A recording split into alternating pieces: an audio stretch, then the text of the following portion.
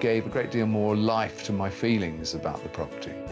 The garden is lovely. Realistically, it's far too small from what I envisaged, but having to rethink it in terms of downsizing and looking at a smaller property, it's the sensible option. This house feels as though we could move into it and enjoy living here. I was nodding off then. Sunbathing, sunbathing. It's You're bad nearly boy. awake. What do you think? It's lovely. It's true downsizing. Yes, it is. And I like it because it's true downsizing. Well, that's something for maybe you both to argue over dinner about. We will. Argue? We will. Surely not. Discuss then, maybe. Debate. All right, let's go. Good.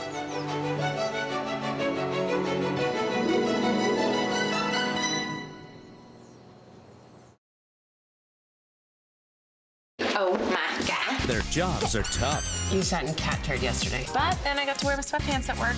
and their coworkers Glad one of them is fixed. are a bunch of animals. An all-new season of Strays on CBC and stream free on CBC Gem. Be Desmond Public School. My sons are sick and won't be coming to school today. Who's speaking? I am my father. You're your father. I'm tall, I have a beard, and drive a car. Bye. Where is my phone? Kids aren't always up front, but we are. Maple Leaf Natural Selections puts the ingredients on the front of the pack. No artificial preservatives, only natural ingredients. Sure Health from Green Shield Canada. Every year, Canadians spend millions of dollars on healthcare expenses not covered by their government health insurance. That's why so many Canadians have Sure Health coverage from Green Shield Canada. Sure Health plans help protect you and your family from expenses not covered by your government health plan, like prescription drugs, dental care, vision care, physiotherapists, chiropractors, emergency medical travel expenses, and more. And if you or someone in your family has a serious accident or illness, Sure Health plans help cover those expenses too. And all Sure Health plans include online digital mental health services from Inkblot. Sure Health plans are affordable, easy to get, and for most plans, there's no medical questions when you apply. If you don't have health coverage at work, are self-employed, retired, or retiring soon, visit surehealth.ca now or call 1-844-478-7873.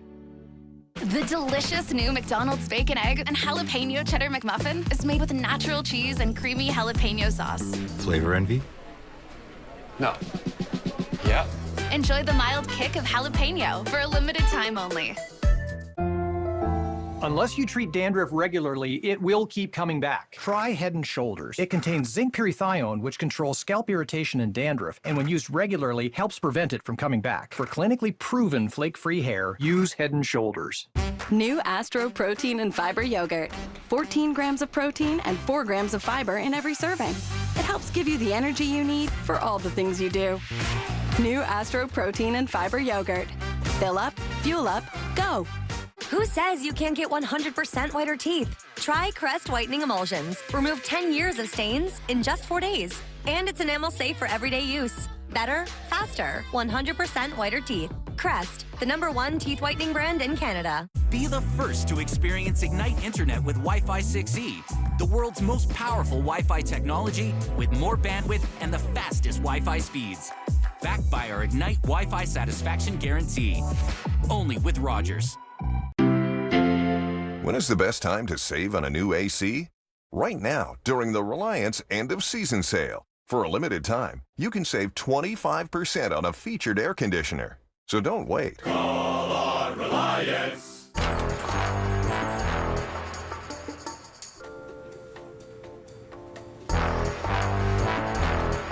The suspense starts before you scratch.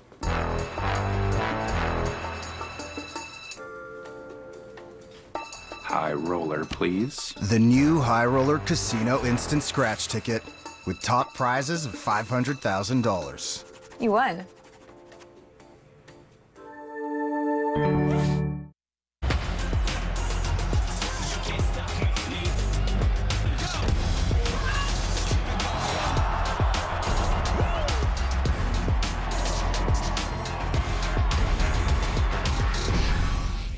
The 50th anniversary. The series that changed the game forever. Summit 72. Wednesday at 8 on CBC. Stream free on CBC Gem. Peter and Melanie from Southampton have a budget of up to £400,000, and they're longing to start a new life closer to their children, grandchildren and their narrowboat by moving to the Lincolnshire countryside. Coming up, we might have just struck lucky with our mystery property. Oh. It gets better and better. What a kitchen. And I get to experience sailing, of a sort, as I take a step back in time to power up one of Lincolnshire's historic landmarks. You are on the throttle, you're driving it. I'm driving a windmill. Well, I'm rather looking forward to today because I think for Mel and Peter, it represents a challenge. The Mystery House, well, it gives them so much of what they wanted. Short of showing them a boat itself, it couldn't get much closer to the water. And the property itself, well, it's a good-looking Georgian specimen. So what's the catch? Well, there's something nearby that some people love and some people loathe. Let's find out what they think. For our last stop, we're back. I believed that this was how people would and could and should be informed of the Queen's passing. I can't quite see what that says, but you can imagine that it is just simply the very simple message that is at Holyrood House, the very simple message of the Queen's passing. There's going to be a lot of reaction. And I think the first person we want to talk to right now is someone we have spoken with a lot over the course of the years, always about the Queen. She has such extraordinary contacts and insight. This is Katie Nicholl. Katie, I believe you're with us in London, yes? Yes, I am. How are you? Probably feeling like most of your viewers. I have known for a little while.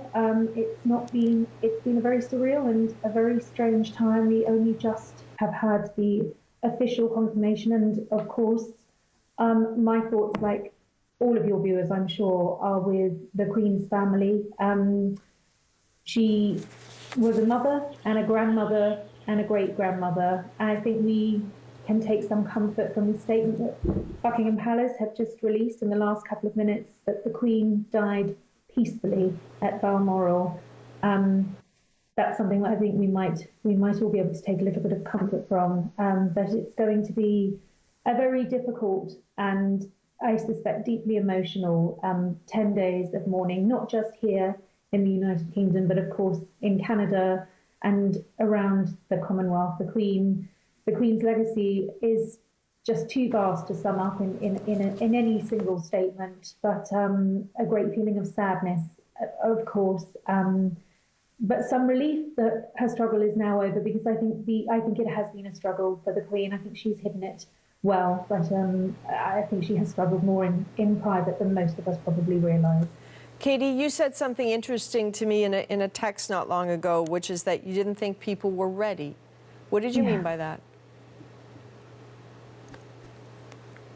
I just think that a couple of days ago, she was greeting our new Prime Minister. And yes, we could see she was frail, and yes, we could see she was old, and yes, we all knew that she was 96 years old.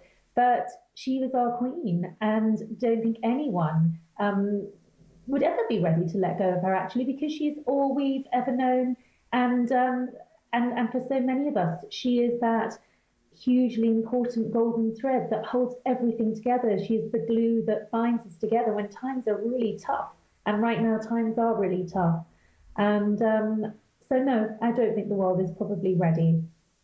And Katie, you talked about 10 days.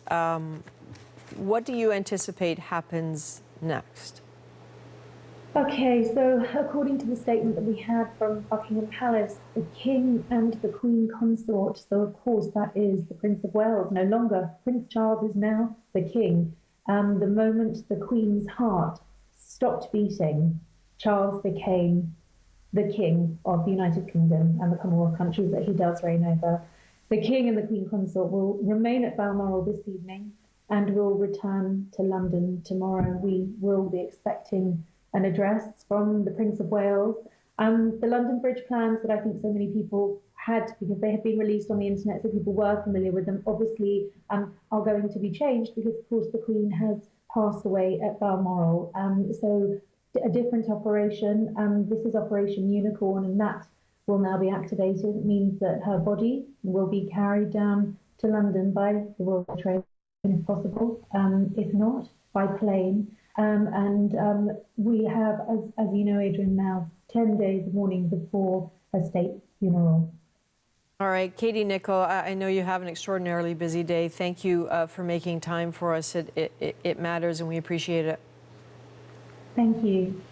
And you are watching breaking news coverage of the death of Queen Elizabeth II at 96 years old, 70 years on the throne.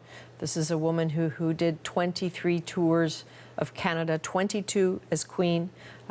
She met 12 Canadian prime ministers, 15 British prime ministers. Her first was Winston Churchill, of course. Her last was Liz Truss, whom she met just a few days ago, as Katie Nicholl was explaining to us. Intellectually, yes, people understand that the Queen's health has been suffering for the better part of a year. She had looked particularly frail in the last recent days, a lot thinner. There were concerns about what looked like either bruising or IV marks on her hand in the most recent days, and she seemed to be physically shrinking before our very eyes. But there is some magical thinking sometimes about people that people who've always been there will always be there. And today we know quite obviously, as we all know, that is not the case. So the Queen Elizabeth has died. This is now the world of King Charles. King Charles is the King of Canada, is the King of England, and the other countries within the realm. I think we need to go at this point to David Cochrane, who is in Vancouver, who has been keeping an eye on the Prime Minister and members of the Cabinet. They were supposed to be there for an entirely different reason, all in their Liberal red. They then bolted to go change into something more appropriate for the moment. We are just now waiting to hear from them. Is that correct, David?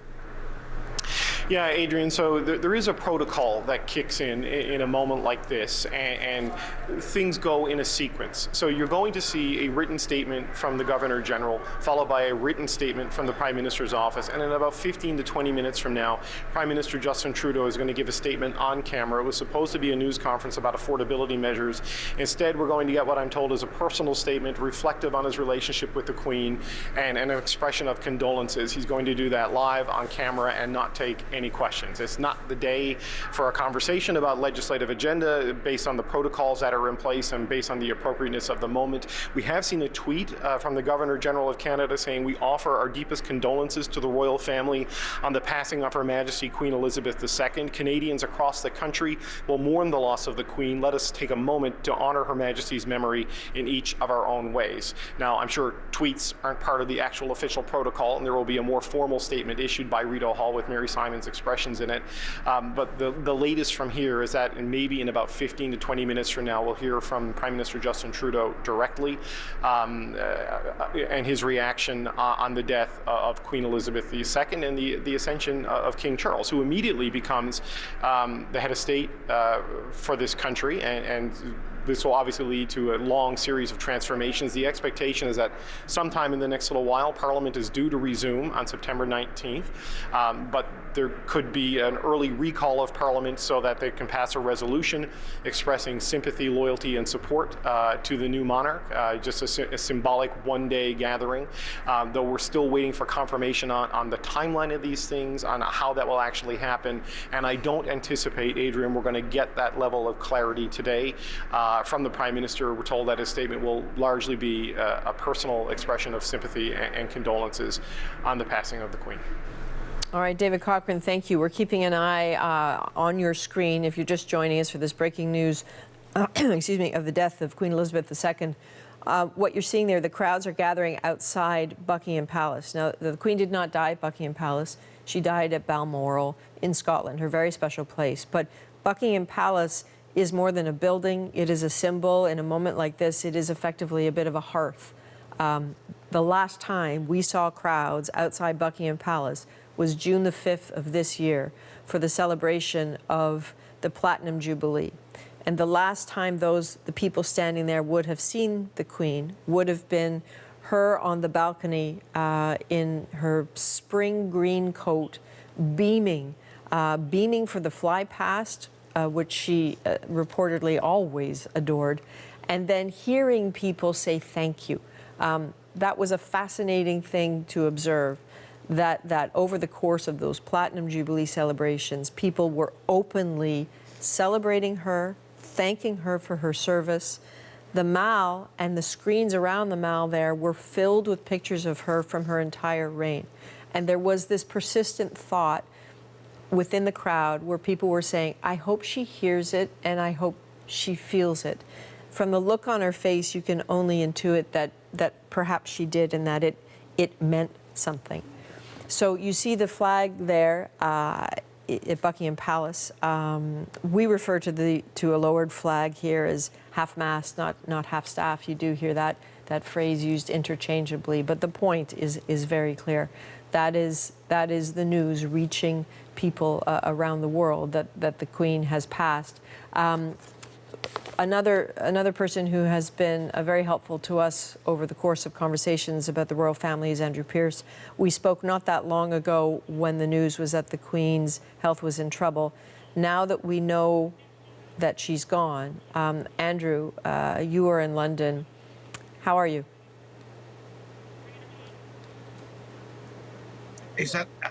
Can you hear me? Yes, Andrew, I can. It's Adrian Yeah. back in studio. I was just saying that now that we know that the Queen is passed, how are you?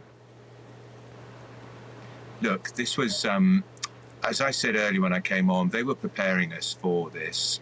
I'd spoken to somebody who was pretty close to it all, and this was at lunchtime, and there was a suggestion that maybe she'd last 24 hours. But I suspect we lost her a couple of hours ago, and they were waiting for all the family to be present, and they put the statement out. Even though we knew it was coming, it's still the most heartbreaking news. It's a shock, because she's just been with us for so long.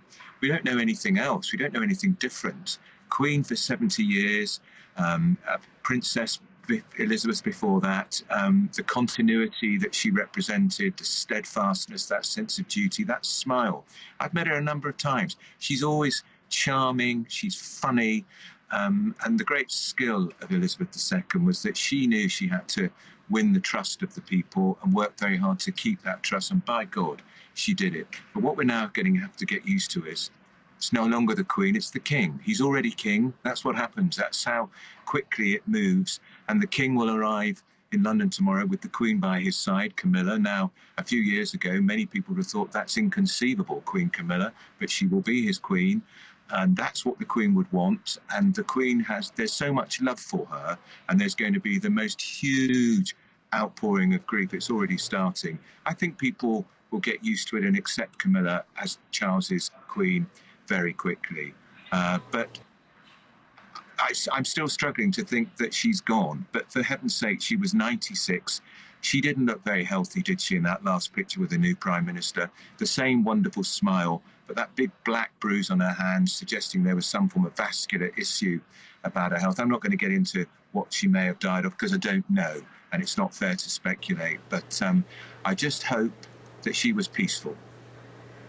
Well, certainly, I think if we can take any comfort from the words, and we have to take them at their face value, she was in a place she loved with people she loved, and that has to count for something, Andrew. And the idea of her health being really until last year relatively amazing for someone of her age, but understanding that she had access to all the best medical treatment in the world.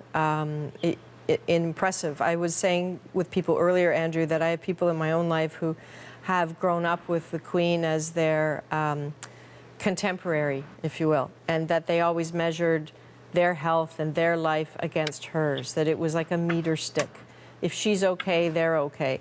And I know, yeah, exactly. I know in this moment that this is actually hard for them, regardless of people's feelings about the monarchy. As a woman, that this is actually hard. It makes you question your own, I think, your own strength and your own fortitude when you've grown up with someone like that.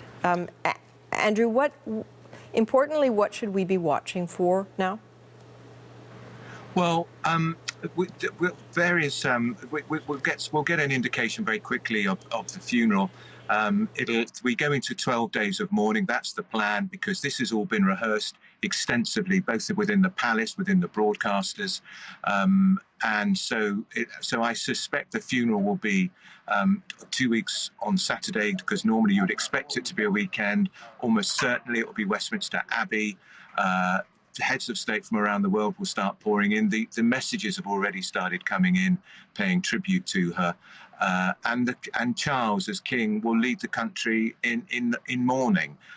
Harry and William will bury their differences, and they will be side by side, one hopes, because they're a family after all. And we have to remember, she's not just head of state of 14 countries, including Canada and Australia and New Zealand. She's a grandmother. She's a great-grandmother. She's a mother.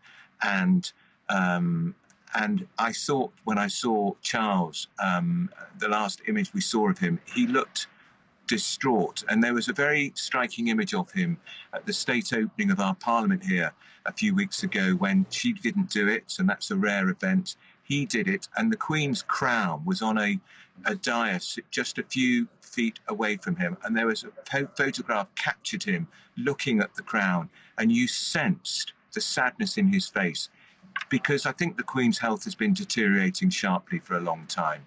And so, it was another sense, the end of an era.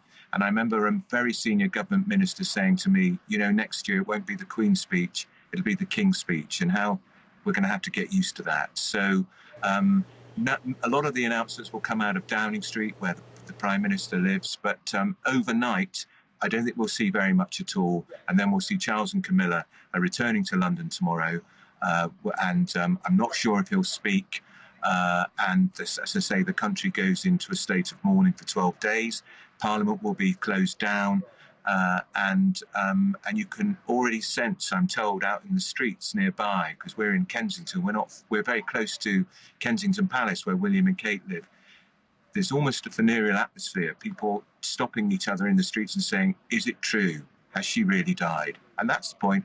I thought she'd go on forever, and I wanted her to. I won't hold you for much longer, Andrew. I do want to ask one question. At the Platinum Jubilee, all those expressions of gratitude, just by looking at the expressions on her face when we could zoom our cameras in and our iPhones and look very carefully, it looked like she was enjoying it. It looked like she heard that gratitude. Do you have reason to believe that she heard those expressions of gratitude from the country and points beyond back in June? There's absolutely no doubt about that. Now, I can tell you, it's not widely known. When she returned to the balcony to draw in all that applause, she had been in Windsor. She didn't really particularly want to make the journey, but she was persuaded to do it. I think Charles called her and said, they want you, Mum, or Mummy, as we know he called her. And she made that journey. It was difficult to get up to the palace. Is not the most accessible place for somebody with real mobility issues. And she was having a lot of problems with her feet, because there clearly was a vascular issue.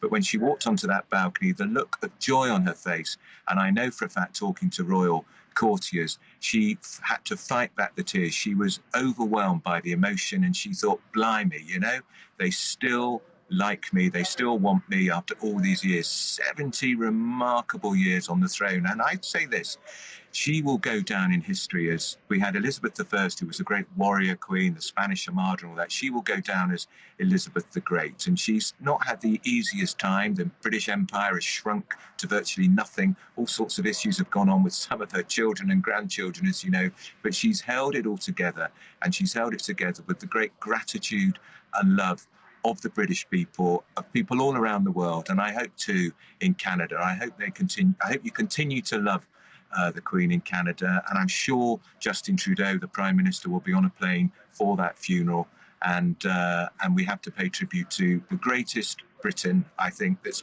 probably ever lived, and I'm going to miss her. Andrew, as always, thank you very much. Andrew Pearce is a royal commentator. We reached him in London. So again, if you are just joining us, I have no doubt you know by now the news that Queen Elizabeth has died at the age of 96. You're joining a CBC News special. 70 years on the throne, 23 tours of Canada, 22 as Queen. She met 12 Canadian prime ministers, 15 British prime ministers. Her first was Winston Churchill. Her last, Liz Truss, just a few days ago. She's a mom. She was a mom to 4 children, grandmother to 8, great-grandmother to 12. And she died in a place she adored, Balmoral Castle in Scotland. It was built really in modern times. In the 1850s, it was built for Queen Victoria, who is, of course, was the great-great-grandmother of Queen Elizabeth. This is now a world where we are talking about King Charles. He instantly became the king the moment the Queen's heart stopped beating. We're in a phase now. You've probably heard this phrase used before throughout this day and before that, which is Operation London Bridge. That is the code name for the protocol that was developed for the death of the Queen. It was developed in the early 60s. She was across every detail of that protocol. And in that protocol, in Operation London Bridge, it outlined what would happen should the Queen die in London, should the Queen die in Scotland. Well, given that she died in Scotland, it has a subname, which is Operation Unicorn. And what it means is that over the course of the next 10 days, unless the plan has been updated, the monarch will be conveyed, is the term they use, from Aberdeen in Scotland to Edinburgh on a very special train. Members of the armed forces and emergency services will line the platforms on the way. That train will be moving much slower than normal speed. Security will be ultra tight. You can expect to see imagery of the land, sea, and the air, certainly covered by the military. There will be temporary fire and police stations set up at the Palace of Holyrood House, which will have a very strong police presence there. Then we know that members of the public and dignitaries and civil servants will likely have an opportunity to pay their respects and sign a book of condolence at the cathedral. And then, because we're talking about a 10-day procedure here, the Queen's coffin will be placed on what is called the Royal Train at Waverley Station, then will travel down to London. So you are about to see a country transformed for its active mourning. This is a protocol that's been established for almost 60 years now, 50 plus years. Some things will have changed, but everything that you are about to see happening in the United Kingdom over the next 10 days will be something that the Queen has approved happening. She knew all those details. All the royals do. It was said that the Queen's mother, the Queen Mum, when she was ill, she would listen to the bands rehearsing for her funeral out within the green. Imagine how strange that would be. So we're going to obviously stay on this story and certainly deep into the National this evening. We will be on this. I want to bring in royal commentator Bonnie Brownlee in Toronto. Yeah.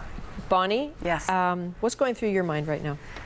A little sense of loss, just being in a world where she's not the Queen. She's the only one that I've known my entire life. And, you know, I did spend a year at Buckingham Palace the year that Diana died. So it does remind me a little bit as I'm starting to see people and the flowers that will probably gather around Buckingham Palace. As they, as you know, they like to do that. I'm also thinking about her private secretary and some of the people in her close professional household who looked after her every day and worked with her, and what a difficult and sincerely sad time for all of them. She was actually quite a great boss.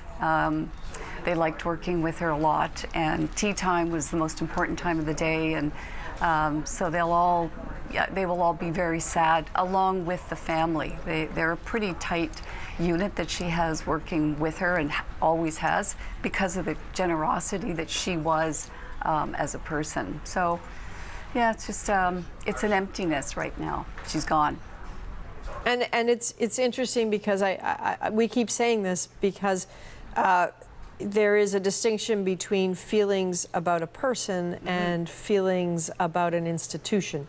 And certainly in some ways what that person represented. You know, the British history is a complicated one, and we saw in those visits to the Caribbean in particular that Prince William and Prince Charles certainly heard very directly how people feel about the monarchy. And yet, I'm not sure what the reaction is out of the Caribbean yet, and yet I suspect, as angry as some people may be, for very good reasons with the monarchy, their feelings about the Queen are distinct. You know, look, it's politics, whether they're the royal family and it's the firm, as they like to be called, but it's still, there's politics involved in all of this. And, you know, the Queen, I believe, was quite aware of the political game that goes on around the world. She was very close to a lot of Canadian prime ministers, had great working relationships with them. She had great instinct for things, you know, to the point that she made sure that Camilla would become Queen Consort. Because since she's been married to Charles, she's been the Duchess of Cornwall. They had a discussion about this at the time, and she chose not to use the title Princess of Wales, because Camilla actually is the Princess of Wales, or was. Now she's the Queen Consort. So there was just a lot of smart things that they were doing to sort of prepare for the future, and also for her own son to become king and his wife for it to be a partnership, you know, as they return to London as the King and Queen. All right, Bonnie, thank you very much. I certainly hear you. One day I have to hear about your year at Buckingham Palace. Yeah. It sounds, that sounds very interesting. You are watching special coverage on CBC Television, CBC News Network, and our digital channels. The CBC's David Cochrane is in Vancouver, where the Prime Minister has just put out a statement about the death of Queen Elizabeth at the age of 96 years old, 70 years on the throne. David, there certainly was a sense this morning that this was happening. It's why we've all been sitting here. What is the reaction there right now? Yeah, we're still expecting a in-person statement from the Prime Minister at any minute now, and a more formal written statement, but he's put out an expression of sympathy on Twitter. I'll just share with you. He tweets, "It was with the heaviest of hearts that we learned of the passing of Canada's longest reigning sovereign, Her Majesty Queen Elizabeth II. She was a constant presence in our lives, and her service to Canadians will forever remain an important part of our country's history. As we look back at her life and her reign that spanned so many decades, Canadians will always remember and cherish Her Majesty's wisdom, compassion, and warmth. Our thoughts are with the members of the royal family during this most difficult time." So that is the initial reaction we've heard from Prime Minister Justin Trudeau. This in tweet form, a more formal statement coming from him later today, a written statement, and we're also anticipating a written statement from Rideau Hall, from Governor General Mary Simon, in the next few minutes or so. And then, of course, the Prime Minister will hold not a news conference, Adrian. He won't be taking any questions, but he will go to the microphone in front of the cameras and make comment on passing of Queen Elizabeth. And already we're seeing some of the Prime Minister's staff, they're wearing black mourning ribbons. We're going to start seeing a lot of that as the protocols trigger on the passing of Queen Elizabeth. You'll see this with the Governor General's staff. They'll be issued black ties, they'll be issued black mourning ribbons. This will happen at the Lieutenant Governor's staffs across the country as well. You'll see black mourning ribbons put on flagpoles and on official portraits of the Queen. A vast response to this significant moment on the passing of the Queen of Canada, Queen Elizabeth, that now kicks in with the official notification coming in the past hour from Buckingham Palace on the passing of Queen Elizabeth. So that's the latest reaction from the Prime Minister, standing by to hear from him directly at any point in the next few minutes. David, thank you. I'm just having a look at some of the details in Operation London Bridge. Some of them pertain directly to Canada, which says after Sovereign's death, the Governor General's job is to drive to Parliament Hill, stand in front of a cabinet meeting, and proclaim that Canada has a new lawful and rightful liege. This is window dressing, though, of course, because Prince Charles is now King Charles and automatically becomes King, the head of state. We're watching right now, this is the British Prime Minister who just met with Queen Elizabeth. Why don't we have a listen to what she's saying? Majesty the Queen is a huge shock to the nation and to the world. Queen Elizabeth II was the rock on which modern Britain was built. Our country has grown and flourished under her reign. Britain is the great country it is today because of her. She ascended the throne just after the Second World War. She championed the development of the Commonwealth from a small group of 7 countries to a family of 56 nations, spanning every continent of the world. We are now a modern, thriving, dynamic nation. Through thick and thin, Queen Elizabeth II provided us with the stability and the strength that we needed. She was the very spirit of Great Britain, and that spirit will endure. She has been our longest ever reigning monarch. It's an extraordinary achievement to have presided with such dignity and grace for 70 years. Her life of service stretched beyond most of our living memories. In return, she was loved and admired by the people in the United Kingdom and all around the world. She has been a personal inspiration to me and to many Britons. Her devotion to duty is an example to us all. Earlier this week, at 96, she remained determined to carry out her duties as she appointed me as her 15th Prime Minister. Throughout her life, she's visited more than 100 countries, and she has touched the lives of millions around the world. In the difficult days ahead, we will come together with our friends across the United Kingdom, the Commonwealth and the world to celebrate her extraordinary lifetime of service. It is a day of great loss, but Queen Elizabeth II leaves a great legacy. Today the crown passes, as it has done for more than 1,000 years, to our new monarch, our new head of state, His Majesty King Charles III. With the King's family, we mourn the loss of his mother, and as we mourn, we must come together as a people to support him, to help him bear the awesome responsibility that he now carries for us all. We offer him our loyalty and devotion, just as his mother devoted so much to so many for so long. And with the passing of the Second Elizabethan age, we usher in a new era in the magnificent history of our great country, exactly as Her Majesty would have wished, by saying the words, "God save the King." Prime Minister Liz Truss, who is in the extraordinary position to have met with the Queen roughly 48 hours ago. She was the Queen's last Prime Minister, her 15th. And as she was speaking, we just got a statement from the King, which is a phrase people will have to get used to hearing and saying. And if I may, I'd like to read this statement. I don't know if we have it to bring it up for you on the screen, but while we are checking that out, this is a statement from Buckingham Palace. It's a statement from the King, and it reads, "The death of my beloved mother, Her Majesty the Queen, is a moment of the greatest sadness for me and all members of my family. We mourn profoundly the passing of a cherished sovereign and a much-loved mother. I know her loss will be deeply felt throughout the country, the realms, and the Commonwealth, and by countless people around the world. During this period of mourning and change, my family and I will be comforted and sustained by our knowledge of the respect and deep affection in which the Queen was so widely held."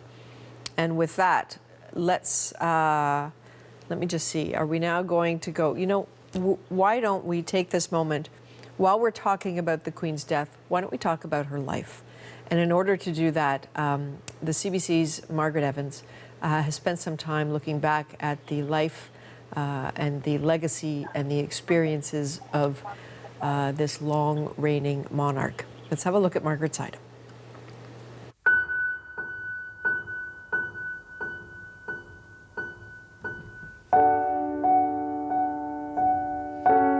A golden thread running through generations. That's how one of Queen Elizabeth II's many prime ministers described her reign, the longest in British history. By the time of her death, she was, without doubt, one of the most recognizable figures on the world stage, and one of the most private, an enduring contradiction. Elizabeth Alexandra Mary was born on April 21st, 1926, a princess, third in line to the throne, but not expected to accede to it. Her childhood was spent in the company of the corgis that would become the habit of a lifetime, and in the bosom of a tight family unit. Us four, they called themselves.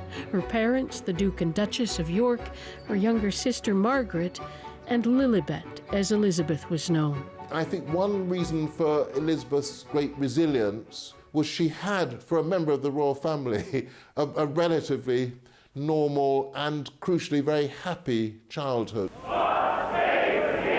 Elizabeth's destiny changed along with that of her father, who became King George VI, when his brother, Edward VIII, chose love over duty, abdicating the throne in 1936 to marry an American divorcee. Just 3 years later, George would become a wartime king when the United Kingdom declared war on Nazi Germany. The King and Queen stayed in London during the Blitz, a decision that earned them respect amongst ordinary people, especially after Buckingham Palace itself was hit. Their daughters were mainly at Windsor, but they too were in the public eye. Elizabeth joining the Auxiliary Territorial Service when she turned 18, the start of a lifelong connection to the armed forces. It was also during those years that Elizabeth set her cap at a young naval cadet named Philip, a member of the Greek royal family who also happened to be her third cousin. This was a marriage for love, but perhaps one for suitability for the dynasty as well. Princess Elizabeth, as then she was, fell in love, there's no doubt about it, with a young man who looked like a Viking god. But she was dutiful enough to fall in love only within a selected gene pool. They were married in 1947, breaking up the old quartet of us four. Their own children soon to follow, first Prince Charles, then Princess Anne. Elizabeth began taking on more of her father's duties when his health began to fail. And it was while she and Philip were on a royal tour in Kenya in 1952 that news reached the couple of King George's death. She returned home to the United Kingdom a queen and head of the Commonwealth at the age of just 25. Elizabeth is led here in solemn procession to be anointed Elizabeth II. Elizabeth's sense of duty, say royal historians, was already deeply ingrained, attributed to her father's tutelage and in part to the scandal of her uncle's abdication. It was a great shock to all of them. And I think she was therefore determined that, nothing like that was going to happen during her reign. Two more children, Andrew and Edward, would follow. The Queen would send a message to the moon with Neil Armstrong. The salad is ready. And television cameras were allowed in for a glimpse of the royal family for the first time. I fit on them. There was also much travel, the Queen placing great importance on her role as head of the Commonwealth, a body she insisted bore no resemblance to empires of the past. As Queen of Canada, I am proud of this country. Canada was a frequent destination, although not always a welcoming one. A few boos and hisses, and this police reaction. She made more than 20 trips to Canada, the most significant in 1982. She and then Prime Minister Pierre Elliott Trudeau signed the act that effectively brought the Canadian Constitution home. The Queen and Trudeau seemed to enjoy an almost mischievous relationship, and there was that famous photo. And Trudeau was a great character at a time when there was questions about the monarchy in the 60s and 70s and its status, not least in Quebec. I think Trudeau eased her progress through that, and I think they actually probably ended up, you know, quite friendly. Your whole life. And I think that then laps over to the son, Justin. Thank you, Mr. Prime Minister of Canada, for making me feel so old.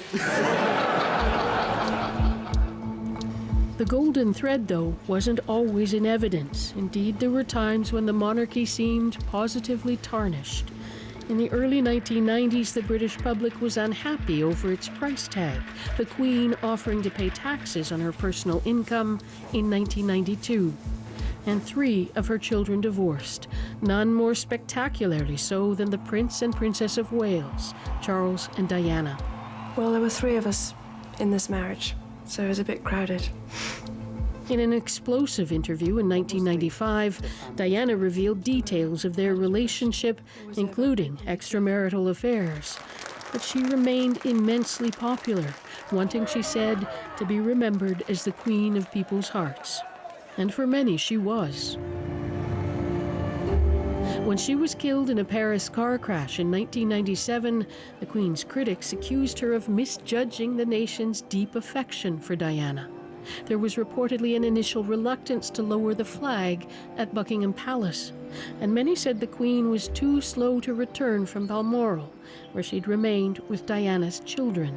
That definitely shook the institution, there's no doubt about that. I was there the day that the Queen returned to the palace, and people were worried, you know, what would the crowds be like? And it did prompt a shift from the Queen, who made a live and very personal address to the nation. So what I say to you now, as your Queen and as a grandmother, I say from my heart. First, I want to pay tribute to Diana myself. She was an exceptional and gifted human being. More sadness would follow for the Queen in 2002, the year of her Golden Jubilee. She lost both her mother and sister within months of each other.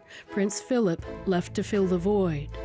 After that, there was really no one left who could speak to her on terms of equality, except him. No one who could call her Lilibet. Another constant, though, her seemingly endless stamina for public duties also remained. The Queen was a powerful tool in Britain's diplomatic arsenal. She could and would meet countless world leaders and diplomats without letting slip even a hint of what she might have thought of them. It was soft power that could make a difference. In 2011, she made a symbolic visit to the Republic of Ireland. A year later, in Northern Ireland, she met and shook hands with Martin McGuinness, the Deputy First Minister and a former IRA commander. With the marriage of the Queen's grandson, Prince William, to Kate Middleton in 2011, the image of a more stable royal family emerged. By the time she reached her 90th birthday in 2016, she was more popular than ever in the United Kingdom. Still regularly attending to the transatlantic relationship with the United States. And not above offering a little assistance if royal protocols got stuck. The Queen's standard is lowered. But in a blow to the Queen in 2021, Barbados removed her as head of state, citing a desire to break free from its colonial past. And a follow-up tour by the Duke and Duchess of Cambridge to other Caribbean nations was criticized as being tone-deaf and not going far enough in acknowledging Britain's role or that of the monarchy in the slave trade. The trials of family would also return to haunt Elizabeth, a favored son, Prince Andrew, suspended from royal duties in the wake of sexual abuse allegations in 2019. And in 2020, her grandson, Prince Harry, and his wife, Meghan, the Duchess of Sussex, walked away from their royal roles in a family split that included unspecified allegations of racism within the royal family. I don't think you go on and on and on, as Elizabeth did, by worrying about the headlines. I think she was always absolutely focused on her duty and her service. And duty would soon call again, this time in the form of the global pandemic. More than 150,000 people lost their lives to COVID-19 in the United Kingdom. The Queen evoking Britain's wartime spirit and speaking of a world united in common endeavour. We should take comfort that while we may have more still to endure, better days will return. We will be with our friends again. We will be with our families again. We will meet again. The Queen spent much of Britain's lockdown at Windsor Castle with Prince Philip. But in the spring of 2021, after 73 years of marriage, she lost the husband she described as her strength and stay. He was 99, his death a reminder to the nation of the Queen's own mortality, people mourning both for her and with her. She emerged from mourning a little smaller, a little more fragile looking. But the golden thread was still there and wending its way inexorably towards the next milestone. This one, platinum. Elizabeth marked her 70th year on the throne February 6, 2022. And in June of that year, the nation came together to celebrate her Platinum Jubilee. The famous Mall was again draped in Union Jacks and plump with well-wishers. Shops full of anything and everything relating to the Queen, corgis included. Good evening, Mr. Bond. Good evening, Your Majesty. They'd made an appearance in a video for the Diamond Jubilee a decade earlier, along with the James Bond of the day and featuring the Queen herself. I do hope you're having a lovely Jubilee. This time, it was Paddington Bear's turn, offering up an answer to one of the great questions of the Queen's reign, just what she'd been keeping in her purse all those years. You would like a marmalade sandwich? I always keep one for emergencies. So do I. I keep mine in here. For later. But the Platinum Jubilee was also notable for what the Queen did not do, absenting herself from some of the key events, other members of the royal family stepping in. Earlier in the year, Prince Charles read the speech from the throne for his mother for the first time. It was a nod to the inevitable changing of the guard to come, however unthinkable for some.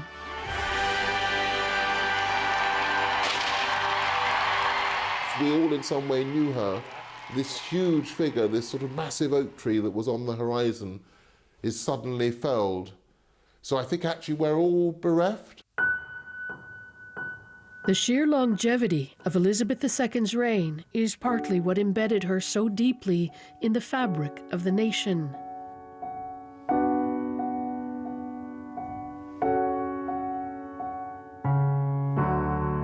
With her passing, Britain's test going forward will be to maintain its sense of identity. As we grew into the This is, of course, the Prime Minister speaking on the death of the Queen. responsible, ambitious, and extraordinary country we are today. As her 12th Canadian Prime Minister, I'm having trouble believing that my last sit-down with her was my last. I will so miss those chats. She was thoughtful, wise, curious, helpful, funny, and so much more. In a complicated world, her steady grace and resolve brought comfort and strength to us all. Canada is in mourning. She was one of my favorite people in the world, and I will miss her so. C'est avec une grande tristesse que nous apprenons aujourd'hui du décès de Sa Majesté la Reine Élisabeth II. Elle était notre reine pendant presque la moitié de l'existence almost du Canada. half of Canada's existence, and she had an obvious and deep and abiding love and affection for all Canadians. She served us with strength and courage for 70 years. As we became the ambitious, optimistic, diverse, responsible and extraordinary country that we are today. As her 12th Canadian Prime Minister, I have trouble accepting that the last time I saw her would be my last. The conversations I had with her will be terribly missed. She was a thoughtful, wise, curious, and funny person. And she gave me a great deal of wonderful advice. In a complicated world, her steady presence, her grace and strength brought comfort and strength to us all. She was one of my favorite persons in the world, and I will miss her dearly.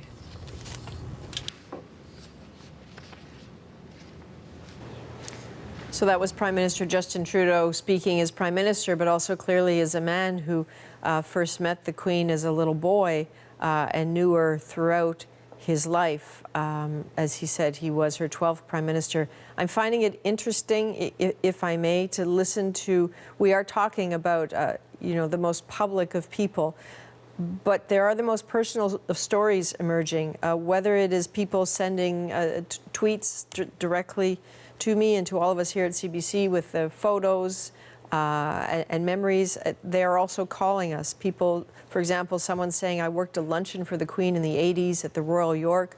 I wanted that job to be able to see the Queen up close. I will always treasure that memory.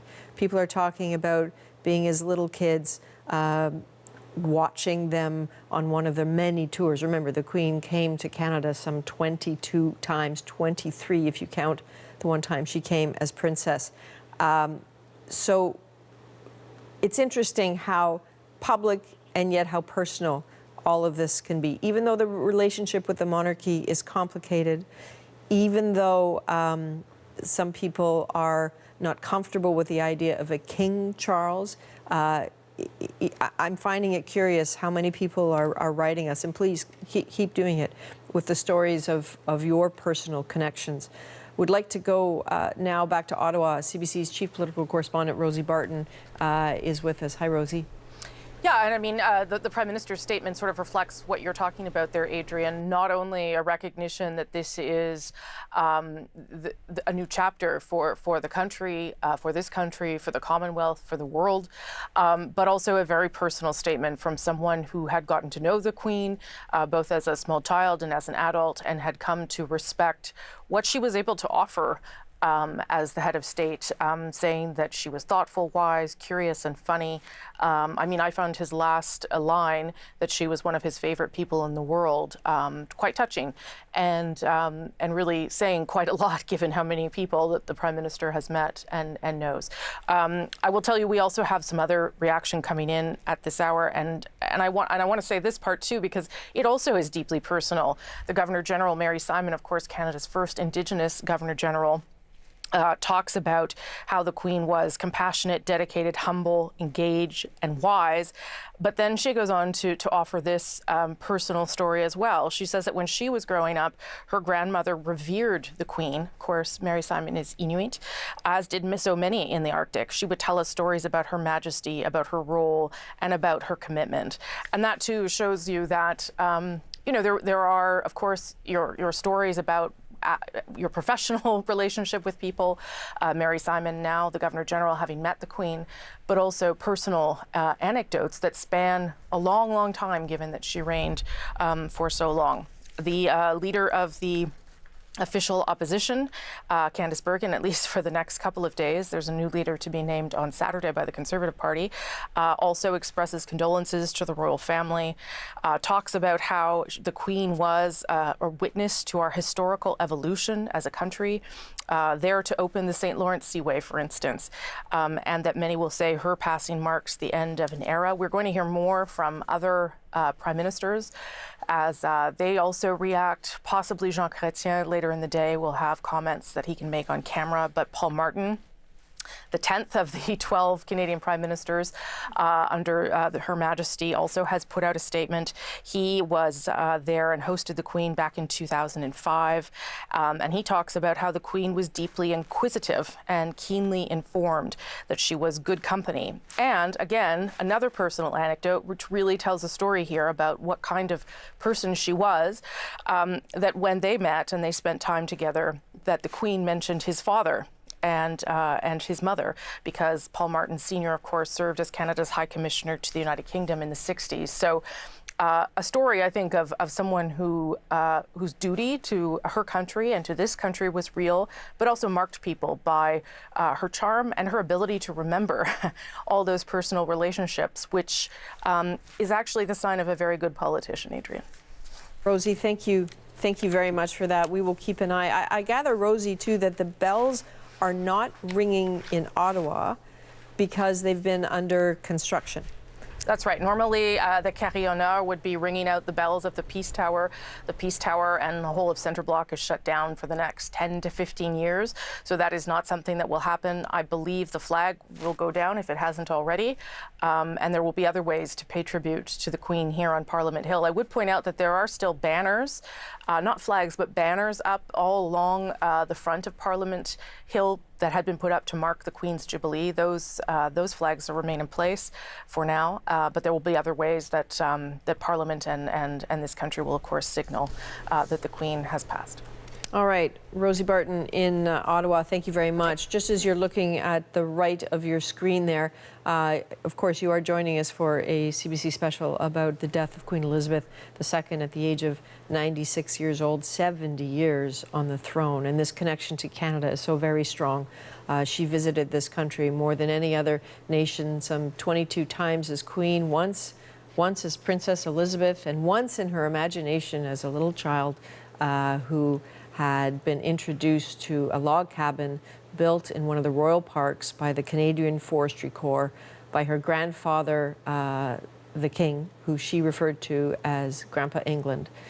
When he introduced her to that and explained the story of that little log cabin, in her mind as a child, she thought she was in Canada. So she called herself Miss Canada, and she would invite Grandpa England for tea to Canada. So when we count the Queen's trips to this country, as either Queen or Elizabeth, we're going to call it 23, just to add that one for her imagination. I wouldn't mind going at this point to David Cochran, who is in Vancouver. I gather you are seeing some black ribbons, correct, David? Yeah, that's right, Adrian. You've seen black mourning ribbons now have been handed out or being worn by members of the Prime Minister's cabinet and some of the political staff. Not surprising given the somber moment that we are in, and certainly that emotional statement we just heard from Prime Minister Justin Trudeau. You could hear the emotion in his voice when he got to the part of his statement where he said, "Canada is in mourning. She was one of my favorite people, and I will miss her so." And just speaking to the longevity of her reign, she's been the Queen of Canada for almost half of the country's existence. About 45% of Canada's existence, Queen Elizabeth has been the head of state starting in 1952 until now. And Rosie, Adrian, it's interesting you're mentioning that everybody's calling in with their stories about the Queen. I remember a story when I was back working as a reporter in Newfoundland, and the Queen came there to tour in the late 1990s, and she visited a business called Purity Factories. They make these legendary cookies back home called Jam Jams and peppermint knobs and this cherry syrup people get at Christmas time to put in ginger ale. And as she was going through, the Queen with her hat on and the white sort of coat, because it's a food production facility, she stops to talk to a woman who worked in the factory, and she said, "And what are you making here?" And the woman looked at her and said, $12 an hour, Your Majesty. It was sort of the highlight of her trip to St. John's for the arrival of the Matthew and going back to the discovery of Newfoundland, or by the British, a settlement by the British in the late 15th century. So that's one Queen story story that sort of sticks out from one of her many visits to Canada, included a visit to Newfoundland and Labrador in the late 1990s. What a fabulous story, $12 an hour. I think she probably enjoyed that very much. David, thank you very much. We're just getting a message from Clarence House, which of course has been the home to Prince Charles, that as King Charles, he will now be known as King Charles III. So we are moving from what Andrew Pierce refers to as the Second Elizabethan era. He is referring to her now as Elizabeth the Great. That's just Andrew Pierce for this moment, but I certainly understand the sentiment. And we are moving into the era for the UK and the countries within the realm of King Charles III.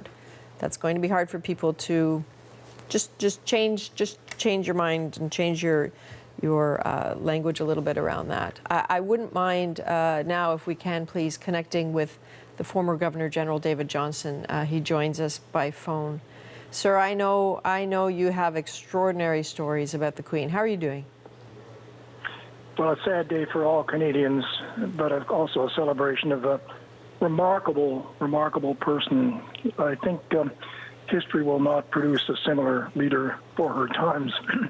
And we both mourn her passing, but we celebrate the great legacy that she's given to all Canadians.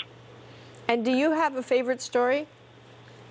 Oh, there are many. But, you know, the story I think that's most important to me, Adrian, is she epitomized the concept of the leader as servant, something that goes back certainly many years and decades back. But it's so essential today that people who lead our institutions do them with a great sense of serving the public and the public interest. And she epitomized that, I think, more than anyone we could possibly imagine. And that, to me, will be such an important legacy, duty, honor, service.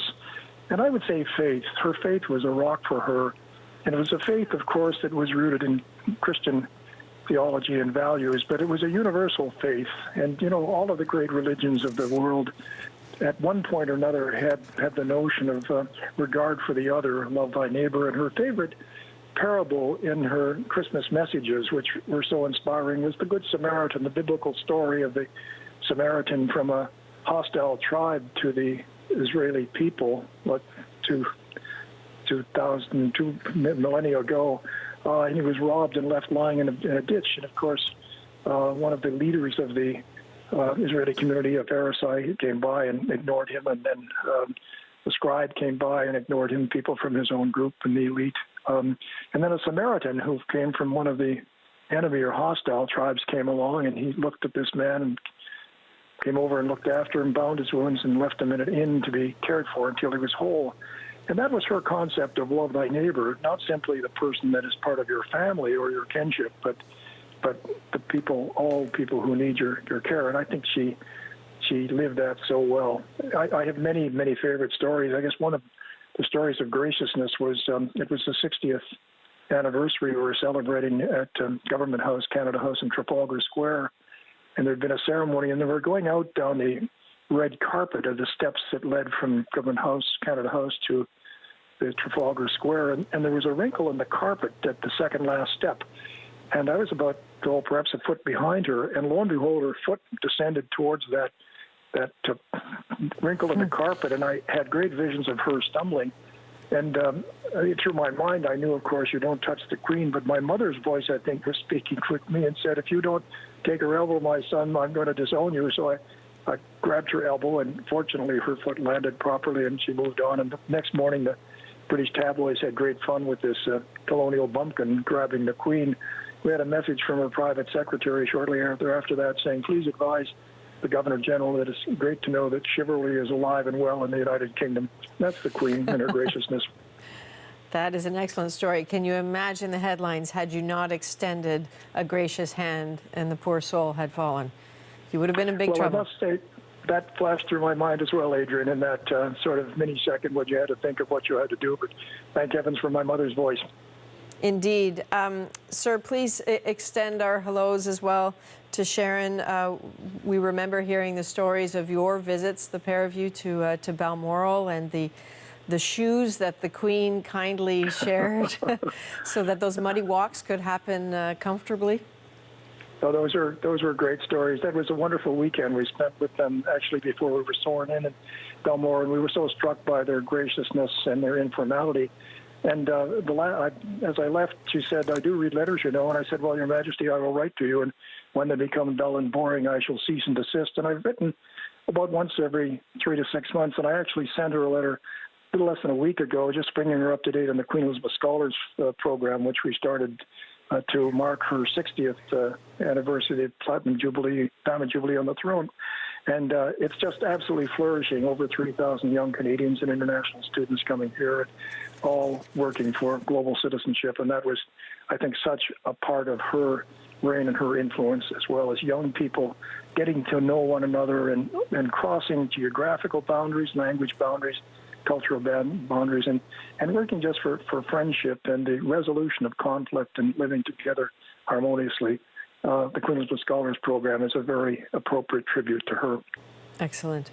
All right, sir, thank you very much. That's David Johnston, who served as Governor General from 2010 to 2017, the 28th Governor General in Canada. We'd like to bring in now David Onley, who's the former Lieutenant Governor of Ontario, and we've reached him today in Toronto. Sir, I'd like to start with what you're thinking about right now.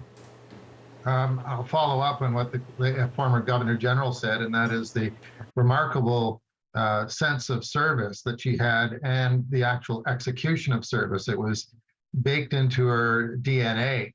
You know, I had the great privilege during my term of office to have her visit the Lieutenant Governor's suite at Queen's Park, and as people went, as she went through the office and met many people, the process was that she would stop and she would engage in conversation with them, and the people who met her came away changed, if you will, because she had said or done something with them that really moved their spirits. And it was amazing afterwards, the number of letters that I got from individuals who had their own stories to tell, condensed perhaps than from the longer opportunities that myself and the Governor General and many other and Prime Ministers, what moving words the Prime Minister had a short time ago. But the individuals who only met her for 15 or 20 seconds or 30 seconds were clearly moved by the experience. And it was that engagement with individuals, and as you alluded to moments ago, that memory that she had of previous meetings, as you referred to Paul Martin, the former Prime Minister, and his father. Things like that were just part of her very nature. And I think over the years and then the decades that just touched so many people, as has been alluded to, the fact that there's just an ever decreasing percentage of people who can remember in Canada, who can remember anyone other than Elizabeth as their monarch. You have to go back really to the Depression generation of people coming of age in that time, and then serving in World War II, who would have any memory of anyone other than Elizabeth in any meaningful way. So for decades and decades of service, and not just to the people of Great Britain, but to Canada and to the entire Commonwealth, she has been a constant presence, and so this is why we all feel touched today. Okay. That was, thank you very much. We appreciate that. That was David Onley, the former Lieutenant Governor of Ontario. I want to bring you some details about what is about to happen here. So we now know that Prince Charles is now officially known as King Charles III. He could have chosen any one of his names, Charles, Philip, Arthur, George. And that at this point, once he is proclaimed the king, the national anthem will change for the first time since 1952 to God Save the King. There are more details like that will be emerging over the course of the next few days. None of these are a surprise per se. That doesn't mean they aren't a little bit jarring, because they are different from the world most of us have come to know. So for some of those changes and some of the latest details, I'd like you to hear from Arthi Paul right now. Arthi? Yes, Adrian, you know, part of this sort of carefully constructed plan and protocol that we're seeing play out right now, it's really been in place, and you've been discussing this for the past 60 years. Some of it, of course, has been tweaked with technology, with the advent of social media, with the way that broadcast has changed, a focus more on the internet instead of radio and television.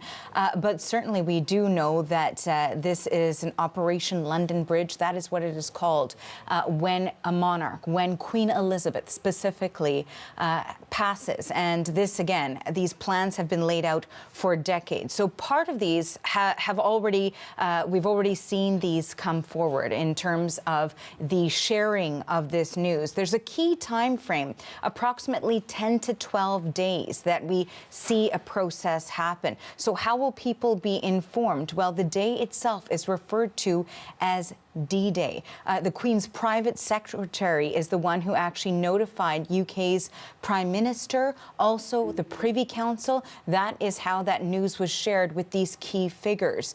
Commonwealth leaders had been notified, and we saw, of course, Prime Minister Justin Trudeau, for example, issue his statement, and other Commonwealth leaders have also issued statements after being notified in this way.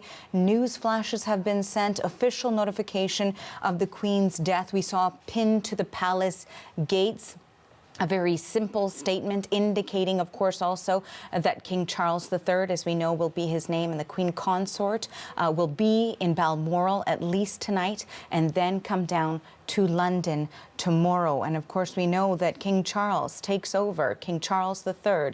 He is now the head of state for the UK and for the Commonwealth. The royal family website publishes a statement. These are all part of what we see happening. In terms of flags being flown at half-mast. That happens across Whitehall. Now, that's a street in London stretching from Trafalgar Square to the Houses of Parliament, a site of the main government offices. And, of course, that's something that we've already seen happen across the board. So some of these are steps that we've already seen happen. And part of what we see in terms of this coverage, too, that pilots, in fact, also will inform passengers if the news breaks when they are, in fact, in the air. So these are all part of the pieces that have been carefully constructed, choreographed as how people will learn of this news. So we've seen that already. What happens going forward? Well, we know that King Charles III will be coming to London with the Queen Consort. We know that there will be funeral plans that will be made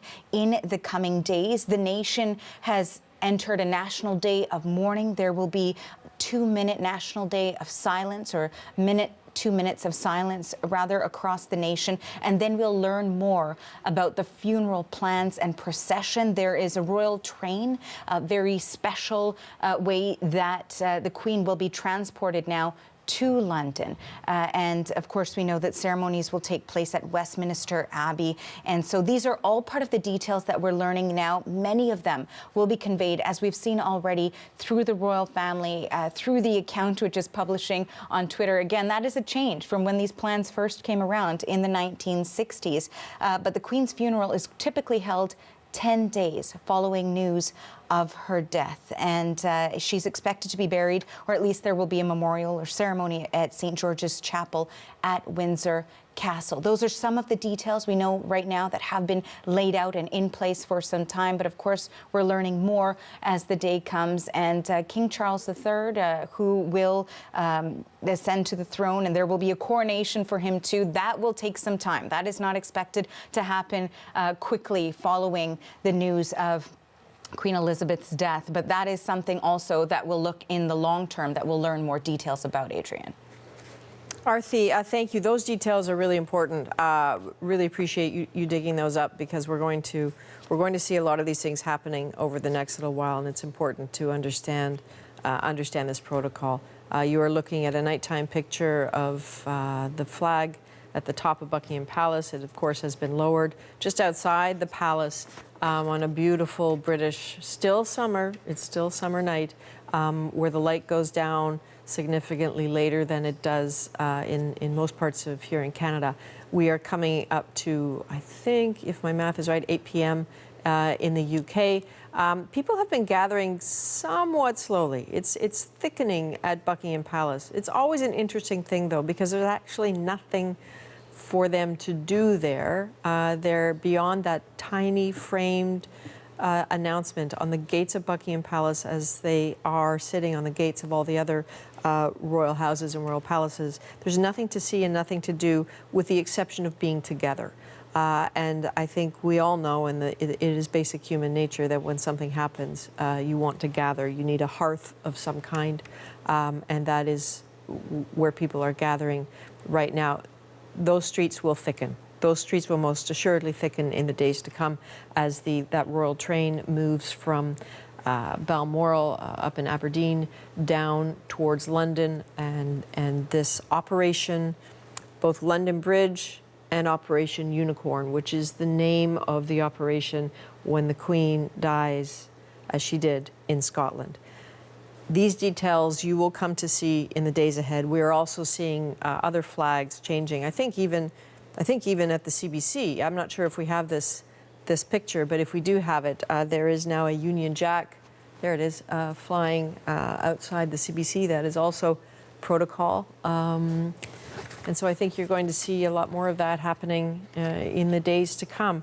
Let's go back inside that building, though. There you go. That is Ottawa as well. Let's go back inside this building into our newsroom, which is not that far away from where I am now. I'm coming to you here from the National Studio. Bonnie Brownlee is in our newsroom. Bonnie, what are you learning about what is coming?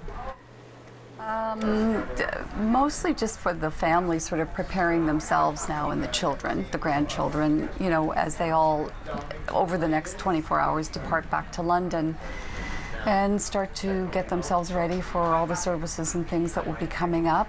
I'm hearing a lot from Canadian friends that are in the UK, how emotional they're finding it on the ground. And even as Canadians that are expats that are living there, how struck they are by the quietness that's going on and the gathering around Buckingham Palace. You know, it's such a symbol of hope and civil society for a lot of people, and that balcony is what we've been watching the Queen from, you know, for 70 years. So for a lot of people, there's just this emotional tie to go to a place that sort of represents that sense of, you know, of government to some extent, and civility. In Buckingham Palace, I guess some of the early pictures are of a young Princess Elizabeth gathering there on VE Day. That amazing story, Bonnie, of how she and her sister just sort of tucked out. You know, they just secretly asked do you think maybe we could go out and see what that feels like? Yeah. And I think with some sweating royal protection officers, they were allowed to go, and they danced and coursed through the streets, and were probably in a thick crowd for, anonymously largely, for maybe the first and only times in their lives on that extraordinary day on VE Day in 1945. That palace is where birth announcements are made. Everything. Everything, as you say. And I think they snuck out more than once. I hope they did. I hope they did. Well, they were young, beautiful women, and with a lot of weight on their shoulders, big responsibilities at a young age, and, you know, trying to find their way in this life of service. And they could share it, but only so much of it could be, you know, sharing for two sisters. So it was, you know, they had their own spunk, and they had their own sort of excitement for being, you know, teenagers and young women. And so they had to find their own outlets as well. And it was a little easier, frankly, then to do it than, as we know, stories of Princess Diana and Sarah Ferguson tried to do it a few times and they got into trouble. So time changes. It certainly does. And you talk about the relationship between the Queen and Princess Margaret. I think what a strong and I mean, they had each other, and they sometimes only had each other. And it was, I think it was just some 6 weeks after the Queen lost Princess Margaret, am I getting the timeline right, that she lost her mother? Her mother. Yeah, like that. And you can imagine, you know, they were very close, the three of them, no matter what they had been through, especially from the Queen and her sister with the marriage issues and, you know, who she was dating and all of that, they still remain very close friends, and they could actually share a lot of secrets together. And the Queen could speak to her sister about pretty much anything. And they did that. And sometimes their conversations were only on the telephone. They weren't necessarily in person all the time, just because of travel and the lives that they both lived. But you know, two siblings, it's a small family to all of a sudden have your life changed when you're a young married woman. You know, it's quite a terrific story, actually, how the two of them sort of did a lot of this venture together. Indeed, indeed. Bonnie, thank you very much. We will get back to you throughout the course of the day, probably days plural. Just one little tidbit I just want to on pass here. We know that William and Kate, because of what's happening here, will get new royal titles. So they will now be referred to as the Duke and Duchess of Cornwall and Cambridge. They'd previously been known just as the Duke and Duchess of Cambridge, but they've now taken on the roles that just a few hours ago were reserved for Charles and Camilla. It's a little thing, perhaps, but also on a day like this, the protocol machine just keeps kicking in. I am Adrienne Arsenault. You are watching special coverage, of course, on the death of Queen Elizabeth II on CBC Television, CBC News Network, and our digital channels. We will have extensive coverage on the Queen in the coming hours and most certainly the coming days. Less than 2 hours ago, the world learned that the longest reigning monarch in British history had died. Queen Elizabeth reigned for 70 years. She earned wide respect in the UK, the Commonwealth, and around the world. So these are pictures that you're looking at here from June's Platinum Jubilee, just this past June. That special moment when the Queen appeared on the balcony to mark her 70th anniversary on the throne. That smile you're seeing on her face, people saw several times. She loved that fly past you're looking at. She particularly enjoyed, we are told, Prince Louis. There he is right there with his hands over his ears, making those great faces. It was a highlight of the Jubilee. That was a period of time where the UK and people around the Commonwealth got to say thank you. And from what we understand from everyone who knows the royal family, she heard them. She both literally heard them as she stood on the balcony, but she also was across some of the coverage and some of the days of pictures. Imagine, if you will, the conversation that was happening at the time is that people were talking about her long reign, but on big screens all across the city were pictures of her as a child, of a young woman. She saw pictures of her beloved Prince Philip as a very strapping young man everywhere. It was like it was a visit to her life that the whole country engaged in. It was a moment of gratitude. The rain held off. It was one of those very special weeks. Her smile was broad. We didn't see her much, but you did get the sense that they felt it. And considering that we are now talking that the Queen has died, you have to hope that she saw and felt that gratitude herself. So you are looking now at a live shot of Buckingham Palace. It is 8 o'clock in the UK. The umbrellas are out, but we've seen the sun come out a little bit in this late evening there, as will the cell phone cameras. There is nothing for people to see there right now beyond each other, beyond a small announcement that is framed on the gates of the palace. They know, though, that they are witnessing history, and that part of witnessing history is witnessing it together. What happens now? Charles is the king. He will be known as King Charles III. His wife Camilla will be known as the Queen Consort. That was the Queen's wish. Now, at a very young age, Queen Elizabeth pledged to dedicate her life to service. It was not her choice. This was thrust upon her, but her dedication and her sense of duty was something she chose. She was that constant, reassuring presence during wars, political upheavals, the COVID-19 pandemic. And so because of all that, we are hearing tributes pouring in from around the world, from people who you would consider VIPs and people who are important, people who got up as kids, who saw weddings, who waited on street corners, who were dragged by their parents for a moment that maybe at the time didn't feel special, but now feels very special. The CBC's Katie Simpson is tracking the international reaction to the Queen's death for us from Washington and joins us now. So, Katie, good to see you. The death of Queen Elizabeth, this is an enormous story all over the world. What are you seeing from where you are? There are some themes that are emerging in these initial statements from world leaders, people all remarking on her dedication to public service, on the remarkable achievements she achieved during her reign, also her sense of humor. From these world leaders, we're hearing of some of the candid moments that they spent behind closed doors, where her wit would certainly outshine the wit of others. We're waiting to hear in person from President Joe Biden.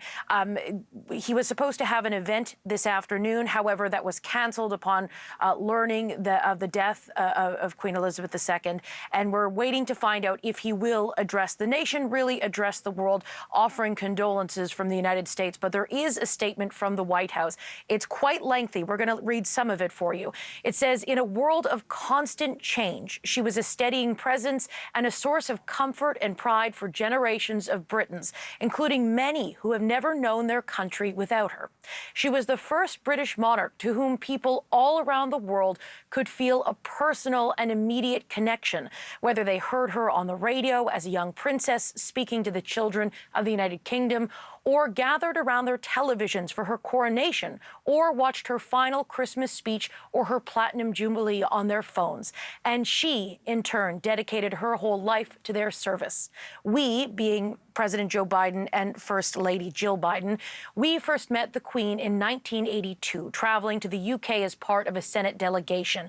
And we're honored that she extended her hospitality to us in June 2021 during our first overseas trip as President and First Lady, where she charmed us with her wit, moved us with her kindness, and generously shared with us her wisdom. Now, that's a very similar statement in a way to what we heard from Prime Minister Justin Trudeau when he spoke about the generosity in terms of sharing wisdom. He spoke so fondly of the conversations that he had with Queen Elizabeth, and we're hearing it's a different relationship, obviously, but we're hearing similar words of warmth and kindness. We're also hearing from French President Emmanuel Macron through Twitter at this point.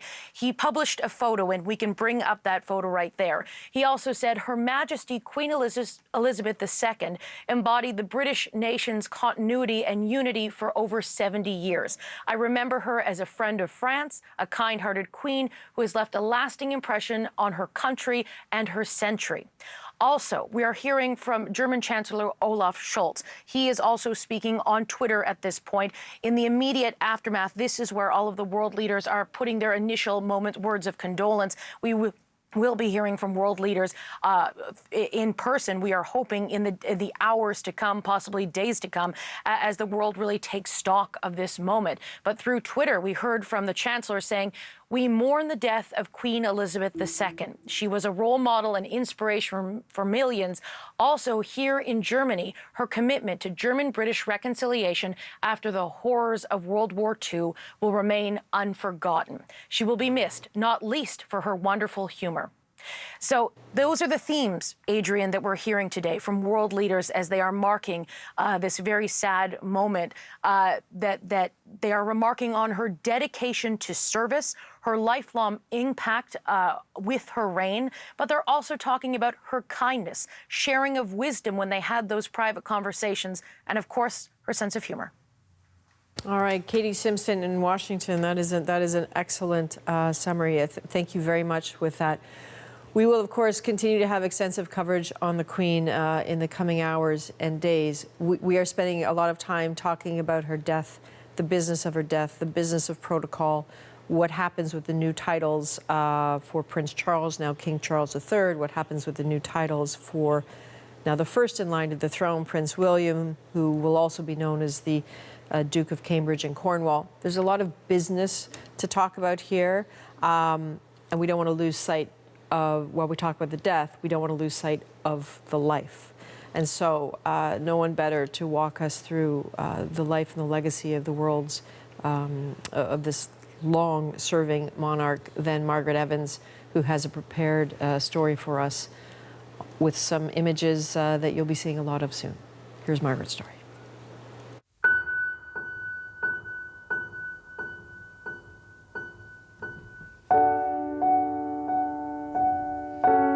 A golden thread running through generations. That's how one of Queen Elizabeth II's many prime ministers described her reign, the longest in British history. By the time of her death, she was, without doubt, one of the most recognizable figures on the world stage, and one of the most private, an enduring contradiction. Elizabeth Alexandra Mary was born on April 21, 1926, a princess, third in line to the throne, but not expected to accede to it. Her childhood was spent in the company of the corgis that would become the habit of a lifetime, and in the bosom of a tight family unit, us four, they called themselves. Her parents, the Duke and Duchess of York, her younger sister Margaret, and Lilibet, as Elizabeth was known. I think one reason for Elizabeth's great resilience was she had, for a member of the royal family, a relatively normal and, crucially, very happy childhood. Elizabeth's destiny changed along with that of her father, who became King George VI, when his brother, Edward VIII, chose love over duty, abdicating the throne in 1936 to marry an American divorcee. Just 3 years later, George would become a wartime king when the United Kingdom declared war on Nazi Germany. The king and queen stayed in London during the Blitz, a decision that earned them respect amongst ordinary people, especially after Buckingham Palace itself was hit. Their daughters were mainly at Windsor, but they too were in the public eye. Elizabeth joining the Auxiliary Territorial Service when she turned 18, the start of a lifelong connection to the armed forces.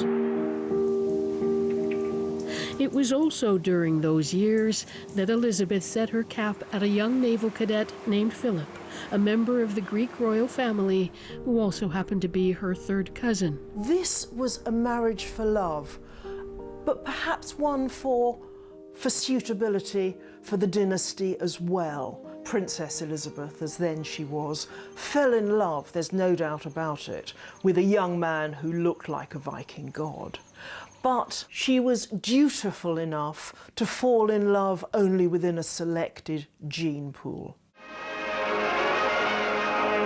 They were married in 1947, breaking up the old quartet of us four. Their own children soon to follow, first Prince Charles, then Princess Anne. Elizabeth began taking on more of her father's duties when his health began to fail. And it was while she and Philip were on a royal tour in Kenya in 1952 that news reached the couple of King George's death. She returned home to the United Kingdom a queen and head of the Commonwealth at the age of just 25. Elizabeth is led here in solemn procession to be anointed Elizabeth II.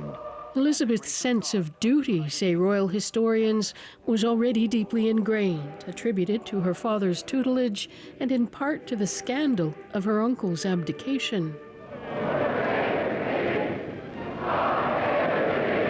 It was a great shock to all of them. And I think she was therefore determined that, nothing like that was going to happen during her reign.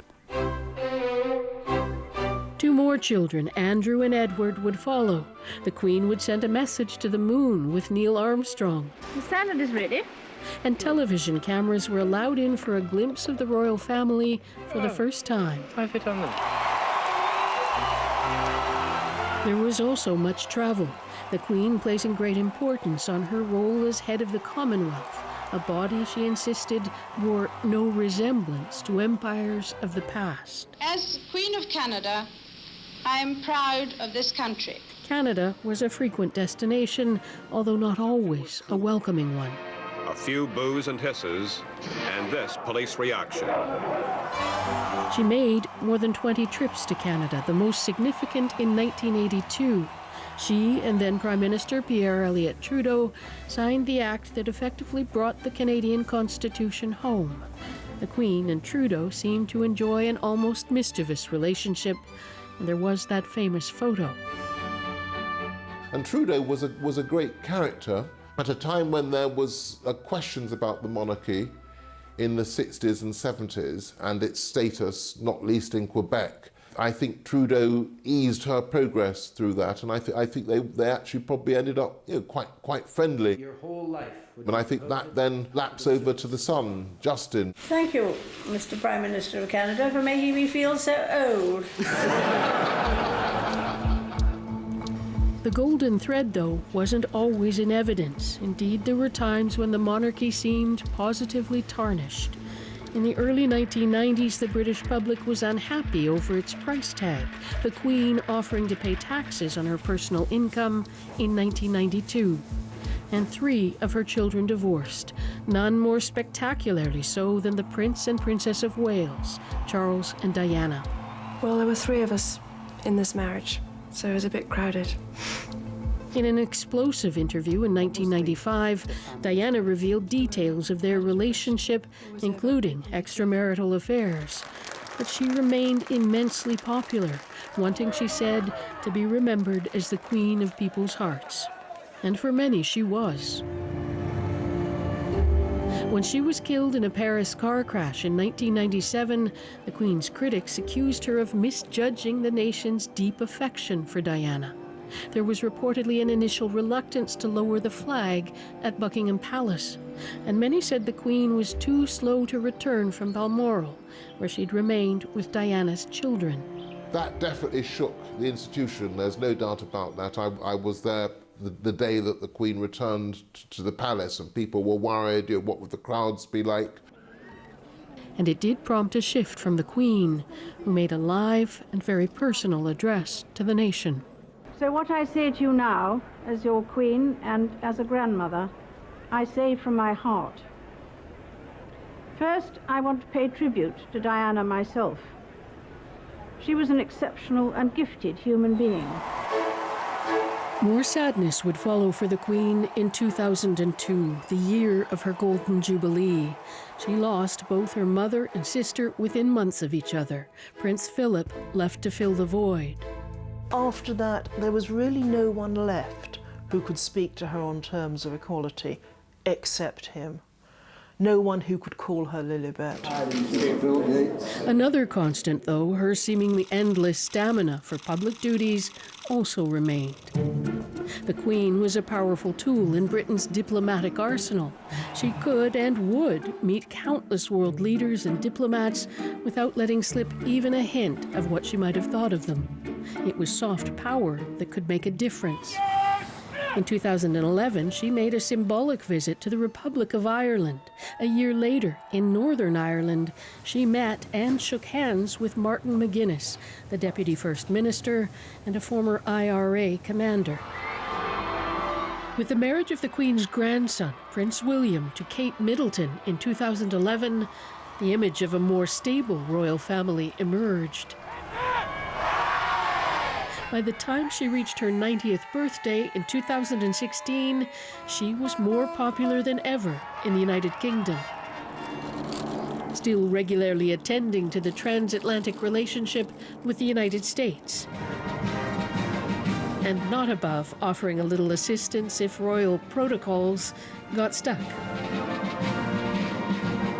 The Queen's standard is lowered. But in a blow to the Queen in 2021, Barbados removed her as head of state, citing a desire to break free from its colonial past.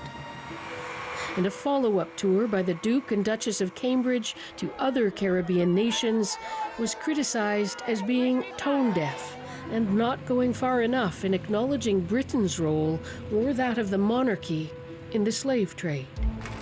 The trials of family would also return to haunt Elizabeth, a favored son, Prince Andrew, suspended from royal duties in the wake of sexual abuse allegations in 2019. And in 2020, her grandson, Prince Harry, and his wife, Meghan, the Duchess of Sussex, walked away from their royal roles in a family split that included unspecified allegations of racism within the royal family. I don't think you go on and on and on, as Elizabeth did, by worrying about the headlines. I think she was always absolutely focused on her duty and her service. And duty would soon call again, this time in the form of the global pandemic. More than 150,000 people lost their lives to COVID-19 in the United Kingdom. The Queen evoking Britain's wartime spirit and speaking of a world united in common endeavor. We should take comfort that while we may have more still to endure, better days will return. We will be with our friends again. We will be with our families again. We will meet again. The Queen spent much of Britain's lockdown at Windsor Castle with Prince Philip. But in the spring of 2021, after 73 years of marriage, she lost the husband she described as her strength and stay. He was 99, his death a reminder to the nation of the Queen's own mortality, people mourning both for her and with her. She emerged from mourning a little smaller, a little more fragile looking. But the golden thread was still there and wending its way inexorably towards the next milestone. This one, platinum. Elizabeth marked her 70th year on the throne February 6, 2022. And in June of that year, the nation came together to celebrate her Platinum Jubilee.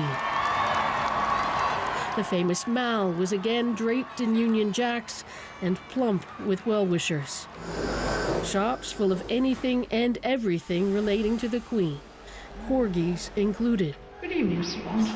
Good evening, Your Majesty. They'd made an appearance in a video for the Diamond Jubilee a decade earlier, along with the James Bond of the day and featuring the Queen herself. I do hope you're having a lovely Jubilee. This time, it was Paddington Bear's turn, offering up an answer to one of the great questions of the Queen's reign, just what she'd been keeping in her purse all those years. You would like a marmalade sandwich?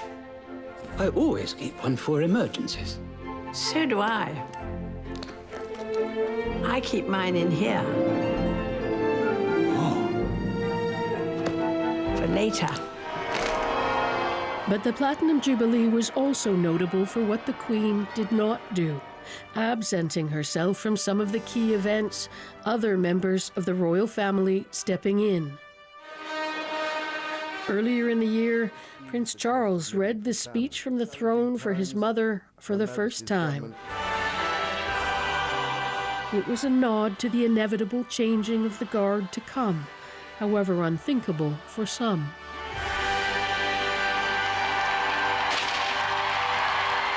We all in some way knew her. This huge figure, this sort of massive oak tree that was on the horizon, is suddenly felled. So I think actually we're all bereft. The sheer longevity of Elizabeth II's reign is partly what embedded her so deeply in the fabric of the nation.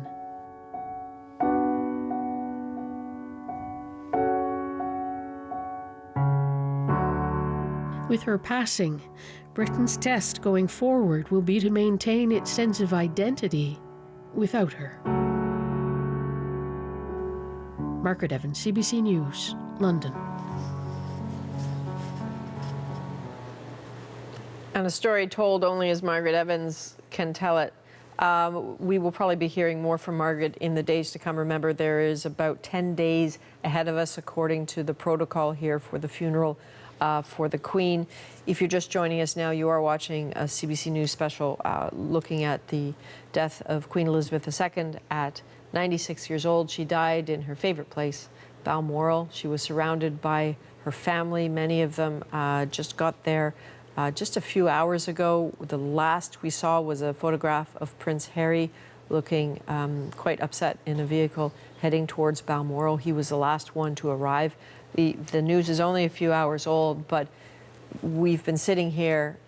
People have been prepared because this was not entirely a surprise. The language that emerged from the palace this morning with the notification that the Queen was under medical supervision and that she was comfortable at Balmoral. That is the sort of language that makes the hair stand on up on the back of your neck if you are a royal watcher, because the palace is not known to over-communicate. They choose their words very carefully, and the signals within those words were very clear. Now we are in a situation where, as they prepare for Operation London Bridge, and specifically Operation Unicorn, which is the process of getting the Queen, because she died in Scotland, back to London through the royal train, the military escorts. This is going to take some days. We are looking on the right third of our screen here. That is the flag that's been lowered in Ottawa. We are seeing them lowered all over the world, and in some parts of the world. It's been quite rainy in the UK, but the sun has come out late in the evening. We saw a double rainbow, which people took some meaning in. Now the umbrellas are back because it is London. You're looking at a live shot there of just outside Buckingham Palace. Remember, there's nothing particularly happening at Buckingham Palace. The Queen died in Balmoral, but it is a hearth. It is a place that is a magnet in a moment. And so that's why people are there. We're starting to see some flowers lining. The news trickled very quickly. In this era of social media, people learn things very quickly. But the news has also been trickling through political circles as they dust off perhaps some protocol books that have been written since the 60s to try to figure out what happens next. And to decode that, this is where we need CBC's chief political correspondent, Rosie Barton. Rosie, you have lots of reaction there, right? Yeah, people obviously reacting with a great deal of sadness and fondness for the Queen, because many leaders and politicians in this country had gotten to know Her Royal Majesty. I'll start with the one whose relationship had possibly been the shortest, but was still meaningful, and that's Canada's Governor General, of course, the Queen's representative in this country, Mary Simon, who talked about the short time that they did spend together, and offered her condolences, obviously, to the royal family. She also, in her statement, though, talked about how her own grandmother talked about the Queen, and so many people in the Arctic, where Mary Simon was raised, did as well, that about her role and about her commitment, which shows, that the role of the Queen, while not everyone considered her in the same way, there are parts of this country that did feel a deep connection to her, and Mary Simon says some of those in the Arctic certainly did as well. We are hearing from former Prime Ministers Paul Martin. We are hoping to hear from Jean Chrétien soon. He is going to make a statement in front of cameras. I would imagine Brian Mulroney has a few things to say, so we'll hear from him as well soon. But let's talk about Justin Trudeau. He was at a cabinet retreat in Vancouver. The work of cabinet and some announcements, frankly, interrupted by this sad news. But the Prime Minister has had a long relationship with Queen Elizabeth, dating back from the early 1970s when he first met her as a little boy. His father, as Margaret so well put there, had a sort of cheeky relationship with the Queen. And so Justin Trudeau had some kind words to say about the kind of person she was to him as Canada's Queen, but also as a person. We'll play you a little bit of that. And so much more. In a complicated world, her steady grace and resolve brought comfort and strength to us all. Canada is in mourning. She was one of my favorite people in the world, and I will miss her so. A fairly emotional statement there from the Prime Minister on the Queen's passing. There are a few things in this country that are going to change, some more quickly than others, Adrian. We are, for instance, David pointed this out earlier, on Saturday going to get a new Conservative leader who will no longer be Her Majesty's Royal Opposition, but His Majesty's Royal Opposition. I've seen on Twitter some accounts of people taking their oaths of citizenship today, and in the midst of those oaths having to pledge allegiance to the King and not the Queen. There will be other things that will change and will be kind of shocking to many of us. The money, of course, that features Her Royal Majesty, stamps, pictures that align many federal buildings, all of those things will change over the next number of weeks and months, and that will be something for all of us to deal with, a change that could be difficult, but one that has to happen because of protocols. And I'm going to end on one more little story that we haven't talked about today, to show the deep connection between the Queen and this country, and that is around the Queen's love of horses, which I know you know about as well. She had a deep affection for horses, and the RCMP, Canada's Royal Mounted Police, have gifted over time the Queen some 8 horses, but one of them was her absolute favorite, who died eventually. It was a Burmese mare, a black RCMP horse that she was gifted at the late 1969, if I'm not mistaken. And she rode that horse all the way to 1986. It was her favorite horse. It was the only one she rode once in the Trooping of the Colours when, strangely enough, some blank shots were fired at the Queen, but she barely flinched, nor did her horse. And since then, she's received a number of other horses from the RCMP. But just another sign of this country understanding their connection to the Queen and also the things that she loved so much, one of them being horses, and I'm sure that's something that other people will be thinking about as well today. Indeed, what a fabulous story. And you know, yeah. Rosie, we understand that horse is actually buried at Windsor Castle. That's right. That's right. It means that much to her. We thank you very much for that. You know, we've been talking a lot since the Jubilee, really, since the Platinum Jubilee, about the Queen's connections to Canada. We prepared a documentary about the Queen and Canada, and it will be airing again this evening at 8 p.m. Local time, wherever you are. It has some very charming stories, and it's important, perhaps on a day like today, if I may, when we're talking about a death, to keep focusing on the life. And to that end, we want to show you just a little piece of tape. There's a little bit of whimsy in this tape, but that's okay, because the Queen reportedly had a fantastic sense of humor and was a good sport. And so part of what she did is, for the Platinum Jubilee, knowing that she wasn't able to be there for as many of the planned events because of her health, she made a special appearance with a friend. Have a look.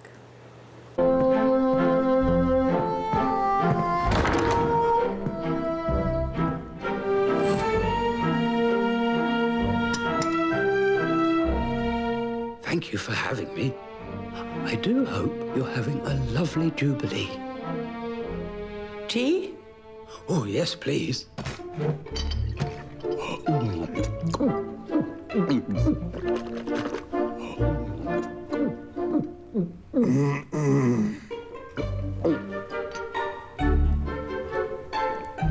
Oh, terribly sorry.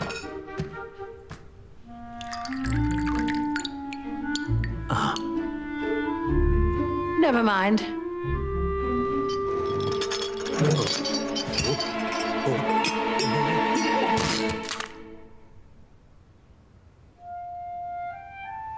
Oh dear. Perhaps you would like a marmalade sandwich. I always keep one for emergencies. So do I. I keep mine in here. For later.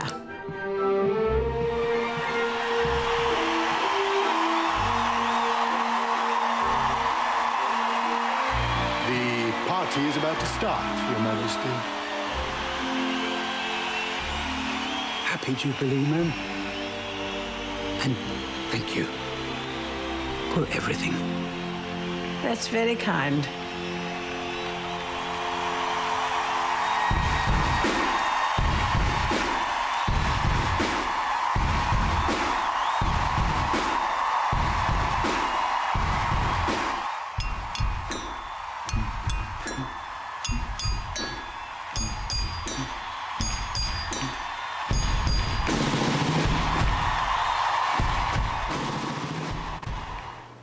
Thank you for everything. You're very kind.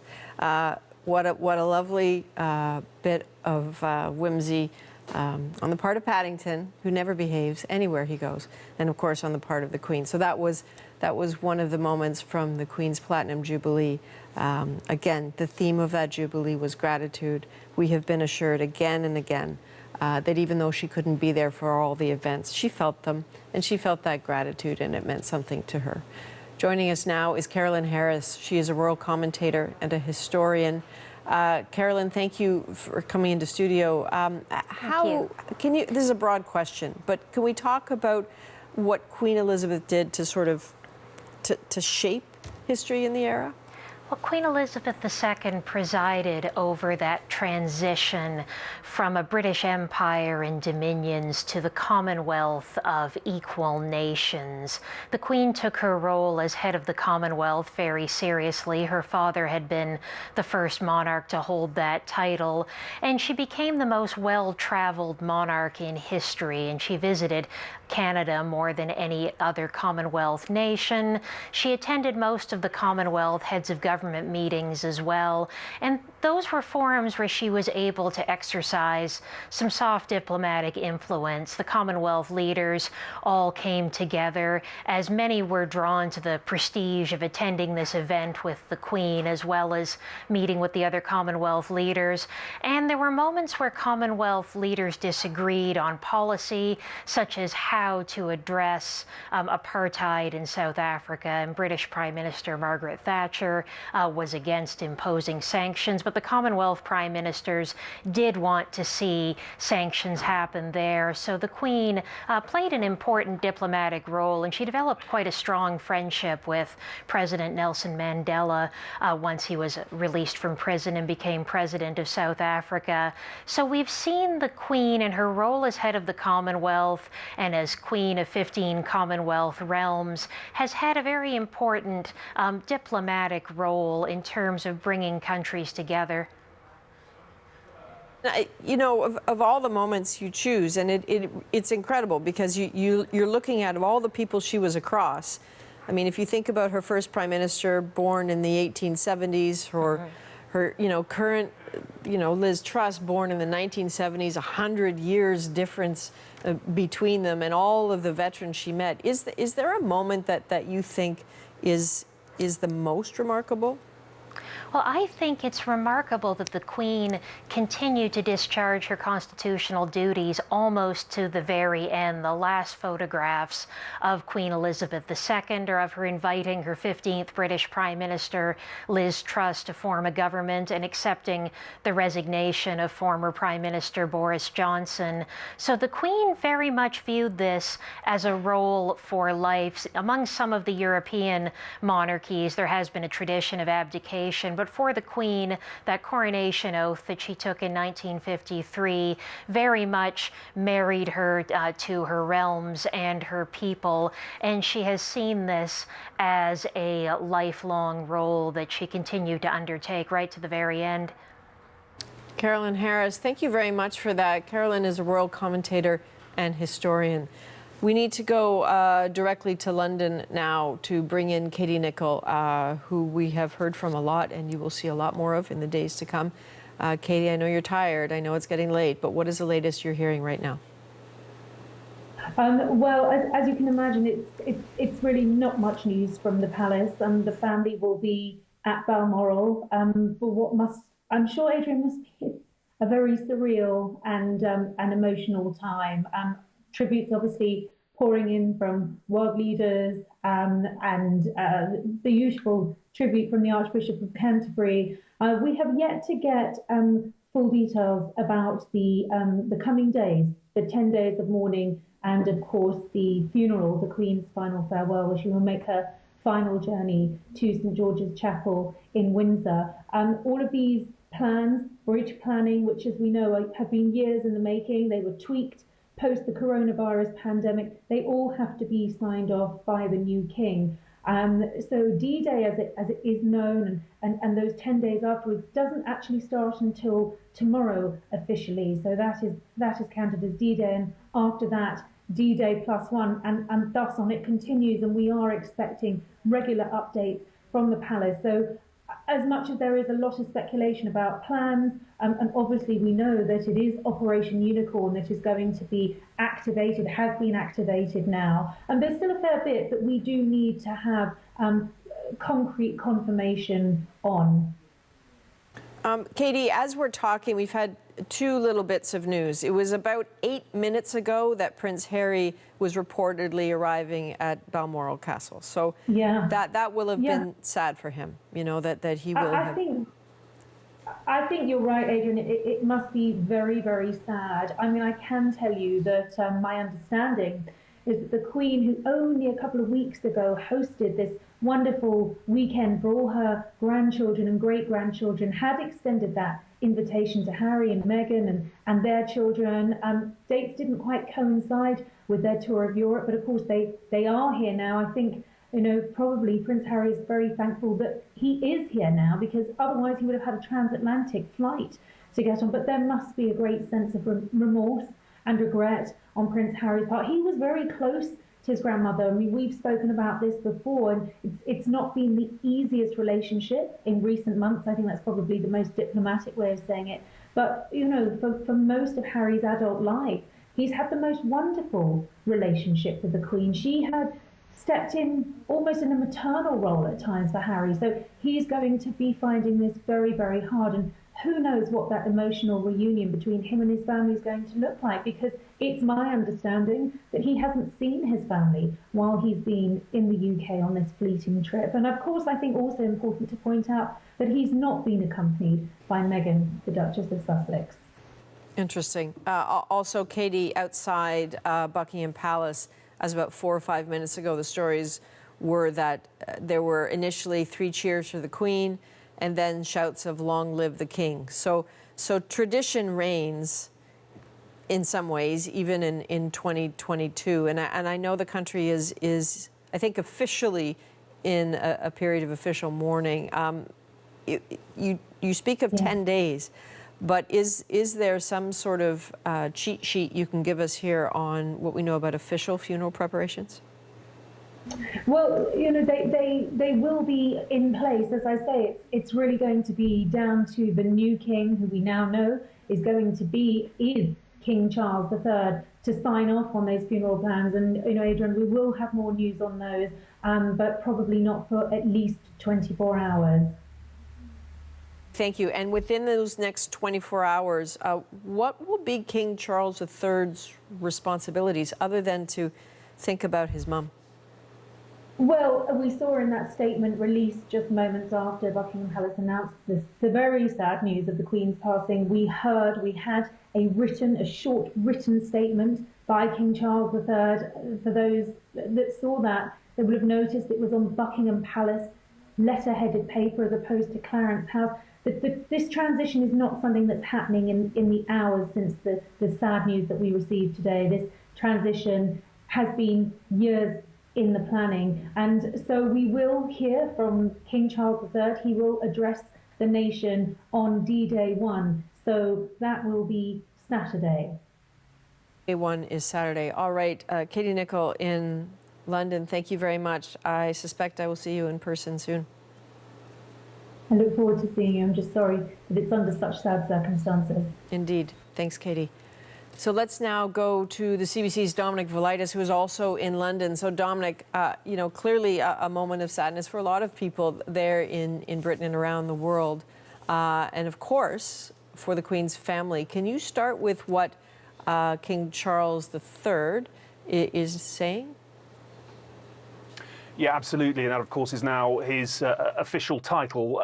We have heard from him this evening, Adrian. He issued the following statement earlier, and he used it in part to underline the impact of the Queen's passing for himself and for his family. I think we can show you that statement now. He said, the death of my beloved mother, Her Majesty the Queen, is a moment of the greatest sadness for me and all members of my family. We mourn profoundly the passing of a cherished sovereign and a much-loved mother. I know her loss will be deeply felt throughout the country, the realms, and the Commonwealth, and by countless people around the world. And he goes on to say, during this period of mourning and change, my family and I will be comforted and sustained by our knowledge of the respect and deep affection in which the Queen was so widely held. So, Adrian, a recognition from King Charles there about the impact the Queen's passing will have on millions here in the UK, the Commonwealth, and around the world. But also, this was a personal statement, wasn't it? And a recognition of the impact of her passing on him and his family. A very sad moment for the family and for many others here, and of course further afield. Adrian. Dominic, this word that we have said so often today and keeps coming up, this word duty, when people speak about the Queen's life and, you know, her 70 years on the throne. What do you think the notion of her devotion has meant to the people in that country? You're right. It is a word we keep seeing, isn't it? It's mentioned in all of the statements that are coming through from dignitaries and statesmen and people from all over the world. I think it's poignant to remember that she was, as you've hinted there, Adrian, the longest-serving monarch in British history. She was a commanding presence in British life and British society for 8 decades. She was a staple and a constant presence in the lives of many. I'm personally 47 years old, and I don't know any other monarch. Some of my earliest memories are seeing Queen Elizabeth II on the television. And people here and all over the world will feel a real sense of personal loss because of that constant presence, because of that that dignity that she had. But you're right, she personified duty. She made a pledge to reign until her death, and that is exactly what she did. It's worth remembering, Adrian, it was only 48 hours or so ago that she was meeting Liz Truss, Britain's new Prime Minister, at Balmoral to invite her to form a new government. Yes, that was a break in tradition. That meeting took place at Balmoral and not Buckingham Palace, where it has been the tradition for monarchs to meet new prime ministers. That was her last official duty. And one, as I say, she carried out just 48 hours or so to her passing. And that is something, that kind of commitment and that devotion to duty is mind-blowing, and is something that is very poignant today. Absolutely poignant. Thank you for that. I appreciate, you know, I'm 55, you're 47. My mom, who will never forgive me if I reveal her age, her name is Bet, after, I presume, Lilibet. She is a contemporary, let's say, of the Queen, and I know that the poignancy of this moment of growing up with someone and seeing them age as you age, and then seeing this is hard. Dominic, we're just looking, just so you know, we're looking at some live pictures right now. I believe that looks like Windsor to me, just outside Windsor Castle. Please correct me if I'm wrong, but it feels like it's Windsor, which is the place that the Queen has often said was her favorite office. It is where she has been living. Yes, it is Windsor Castle. It is where she has been living for the past several months. It's a place we actually, the Queen was kind enough to give CBC access to Windsor back in April. We went there to see her connections to Canada. We were allowed into the library to see the maple leaf brooch, which is probably one of the most astonishing pieces of jewelry I've ever seen. It was a gift from her father, the king, to his wife, who became known as the Queen Mother, who then passed it on to the Queen. And when the Queen knew that CBC wanted to do a documentary about her relationship with Canada, we asked the question, is there anything, Your Majesty, that we could see? And so from her private jewelry collection came word that she would like Canadians to see this, which is the maple leaf brooch.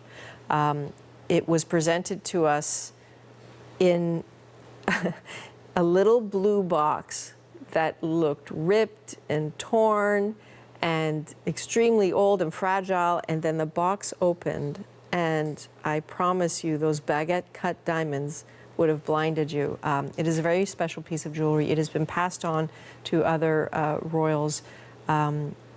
We may see it again at some point. The imagery is really important here. And Dominic was speaking so eloquently of how surreal some of this is. Well, here's another indication of that. It is thought that King Charles III, as Prince Charles, has already sat for what is known as his banknote portrait. We don't know whether he sat for a portrait for the Royal Mail, but we do know that with the monarchs changing, new stamps have to be commissioned by the Royal Mail. They will have to bear Charles's profile. They have not been updated since, I think, well, since 1952, when the King died. They were then updated with a profile shot of the Queen a few times, once in 1967 in a series of stamps. But there will be a new face on stamps. There will be a new face on currency. That will be a reality, not just in the UK, but a reality here. One of those things you possibly don't give a moment's thought to if you're using a stamp or there are coins in your pocket. May not ever look at them twice, but there will come a time very soon where they will look very different to you. In terms of other reaction, particularly reaction in this province, CBC's Megan Fitzpatrick is tracking reaction here in Ontario. What are you seeing, Megan, out of the provincial legislature? Because I gather that there were some interesting scenes there today. Well, certainly. I mean, there's symbols of the Queen all around this building, Adrian, including a portrait that hangs right beside the doors of the legislature here.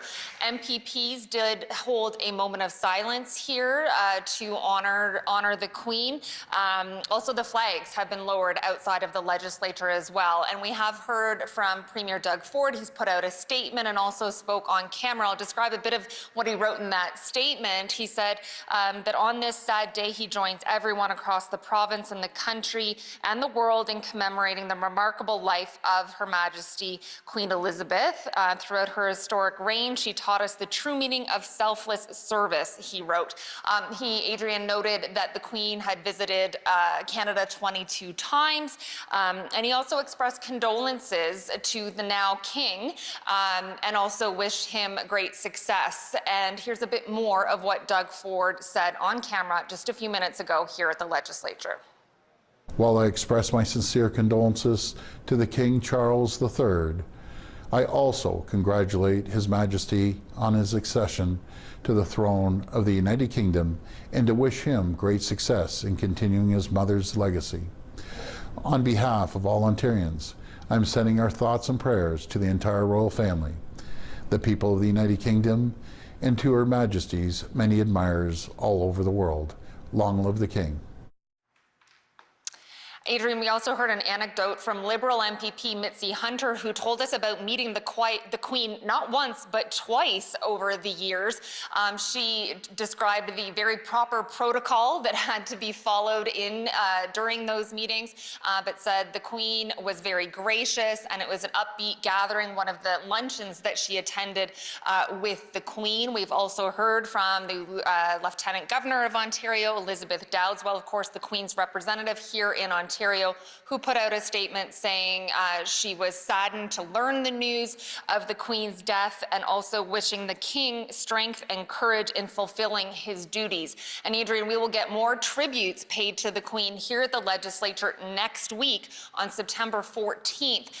They are planning some ceremony of some kind here where more formal tributes will be paid, and we will be getting more details on that in the days ahead. All right, Megan, thank you. I also gather that you've been speaking with people on the streets of Toronto. It's always interesting to talk to people as news is percolating. You get sort of that raw initial response. What have you been hearing? Well, the word we heard quite a few times was respect from people, saying that they respect the Queen and the very, very long service that she gave to her country. One woman I talked to noted how just, I think it was 2 days ago, how she performed that duty of, the new Prime Minister taking over in the United Kingdom. Here's a bit more of what some people here in Toronto are saying about the Queen. I think of her as a mother and grandmother. I think she was very intelligent, and I think the outpouring of grief is about that. Kudos to her for doing as much as she did, as long as she did it. Unbelievable commitment to what she was born to. Well, she wasn't born to do it. It wasn't until, the abdication and her dad took over for Edward VIII. But it's definitely very, very moving.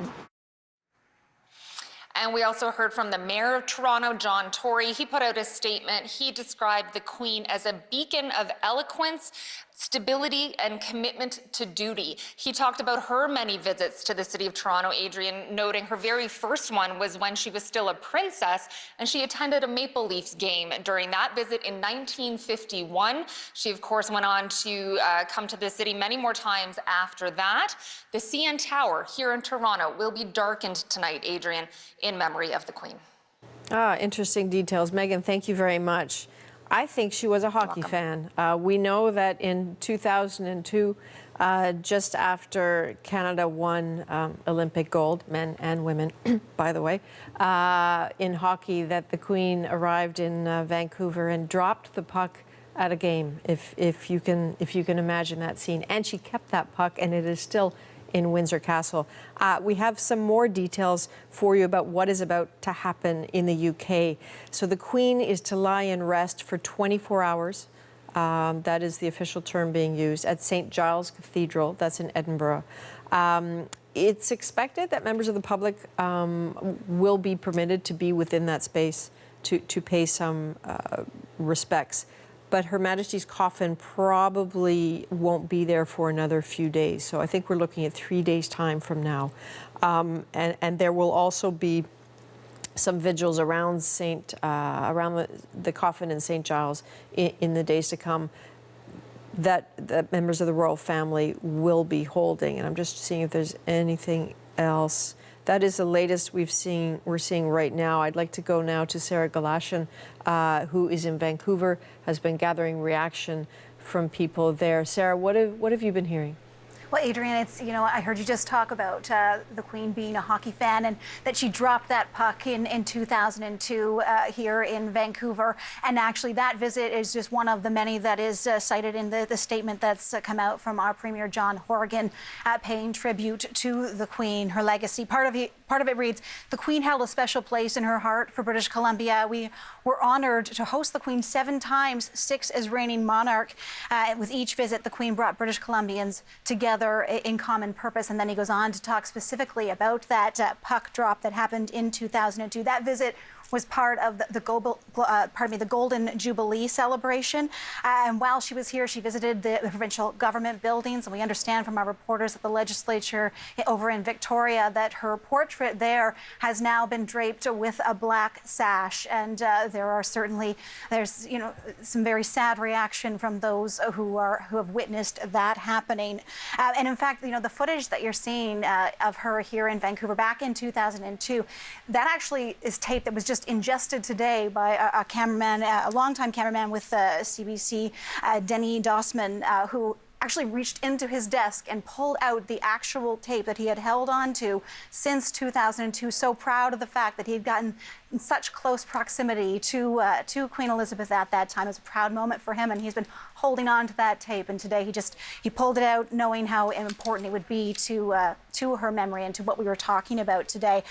And to that, we were out talking to people on the street just outside the CBC building very soon after that announcement that Queen Elizabeth had passed on. And so for some of the people that we were speaking to, they were hearing this news for the first time from us. And so what we heard from them is, shock, sadness, and very much similar sentiments, though, as well. Thoughtful sentiments coming with, you heard from the clips that Megan was playing there about the respect and her legacy. I want to play you just a little bit of that. She devoted her entire life to duty and the dignity with which she carried everything out. I've been getting emotional, sorry. Very saddened and heartbroken for the people. Sad, very, very sad. Very sad. We knew no other monarch in our lifetime. I thought that overall she did a very good job in her role, and so personally I'm going to miss her. That's so sad. I mean, not unexpected, but she's been an amazing woman. Isn't that interesting? An amazing woman. I think people are speaking to her longevity and just all of the characteristics we've been talking about today. When you were speaking with people, the what next question is an awkward one in a moment like this, but it has to be asked. What are people telling you about their feelings about the future of the monarchy? You know, Adrienne, in some cases, it didn't even need to be asked. It's immediately where people's minds went to now that the Queen is gone. What is going to happen next? And when I asked them what their thoughts were on that, you know, it's mixed. A lot of support for King Charles, and as people had to say it for the first time, you could see how strange that maybe felt to them. Also some skepticism, to be frank, and I think uncertainty is maybe the best word to describe how people are feeling right now, because for so long, for 70 years, things have been so certain under the reign of Queen Elizabeth. But let's play a little bit of what we heard about the future king. The rest of them are a little iffy, so we have to wait and see how Charles will do. But I'm not sure about his abilities. He hasn't, in my opinion, he hasn't demonstrated the abilities that she had. We're in trouble that she's gone. Yeah, I'm not sure that Charles can live up to it, and unfortunately Charles is next in line. I think if it was passing directly to William and Catherine, it would be a much better thing to do. We have to hope for the best and wish him well. I hope that everything turns out okay. What I would certainly note, though, and Adrienne, you are, of course, familiar with what we call streeters, just speaking to people as they walk down the street about what their reaction is to current events. And not so often are all those responses thoughtful or, you know, able to put to air. And almost everyone we spoke to took a deep breath and had something very thoughtful, had an opinion, because I really think that speaks to, you know, Queen Elizabeth's presence, the presence that she has had in everyone's lives throughout the Commonwealth and really beyond. Whether or not they realized it or not, today, as they digested that news, that presence was certainly being felt, and certainly the responses for in almost all the cases were very thoughtful. That's a really interesting observation, Sarah. You are right. It is, you know, asking people what they think on the streets with a camera in their face is often not an enjoyable experience. Canadians generally, and I hate to generalize, but I feel like we're a very private people. It's not a question people like to answer. So when you do ask a question and someone stops and thinks the way you're describing, it really does. It is pretty remarkable. So I thank you for that. And for all that work. I know you were talking about hockey. We're working on getting some of the pictures up of that moment in 2002 when the Queen dropped the puck, because it was a pretty special time, and I keep imagining that the Royal Protection Officers were having an awful lot of Advil and Tylenol and aspirin watching it happen. So here are some of the pictures here. It's just a strip of 3 little photos. The Queen on the ice. And if, you know, why would I say they'd be nervous? Well, let's think of the time. That was 2002. That is only months after 9/11. So imagine the security concerns. The Queen walking onto a carpet on the ice in front of tens of thousands of people. What an experience that must have been for her, and then dropping that puck. And I quite adore that she grabbed that puck, or someone did. And these things don't disappear. If someone sends something to the Queen, or she decides she likes something, it stays in Windsor Castle. It is cataloged. It is given a number. It is part of the Royal Archives. When we were there in April, there was a little envelope with a little nickel that someone had sent to her by the name of Teresa Drewley Black, had sent Princess Elizabeth a little nickel. It is still there, and it was sent back in the 50s, so it's remarkable. Royal commentator Bonnie Brownlee is joining us again from Toronto. Bonnie, do you have any more updates for us about what is about to unfold in the next few days? I know what this evening the family's been together as you would, sitting around talking, having food, having a cocktail, telling their own stories, and they will start to disperse as of tomorrow.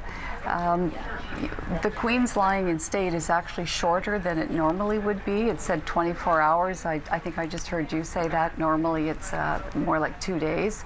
So there's clearly been some changes happening as they start to roll things along.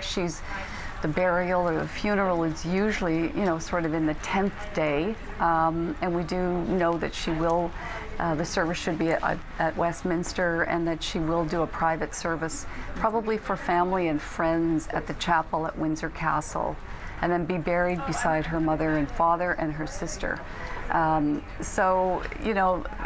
it's unfolding for us. They know what's happening, if you know what I mean. Like, they've been sort of thinking about this, as you know, Adrian, for the past few days and months. But I think it's a family right now that's just trying to come together with their own personal loss. They're not so quiet anymore. They're actually starting to chat a little bit, but they're together and, trying to sort of figure out a future with King Charles as that moves forward. I mean, the thing is, it's a death, and so sad, because she's been such an incredible global figure for 70 years.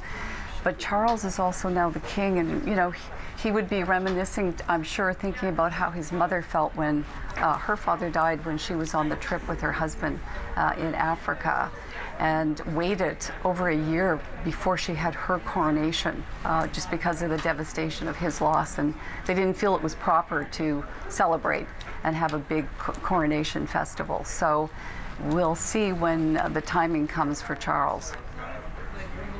I mean, please correct me if I'm wrong, but I think no one on earth has been an heir in waiting longer than Prince Charles.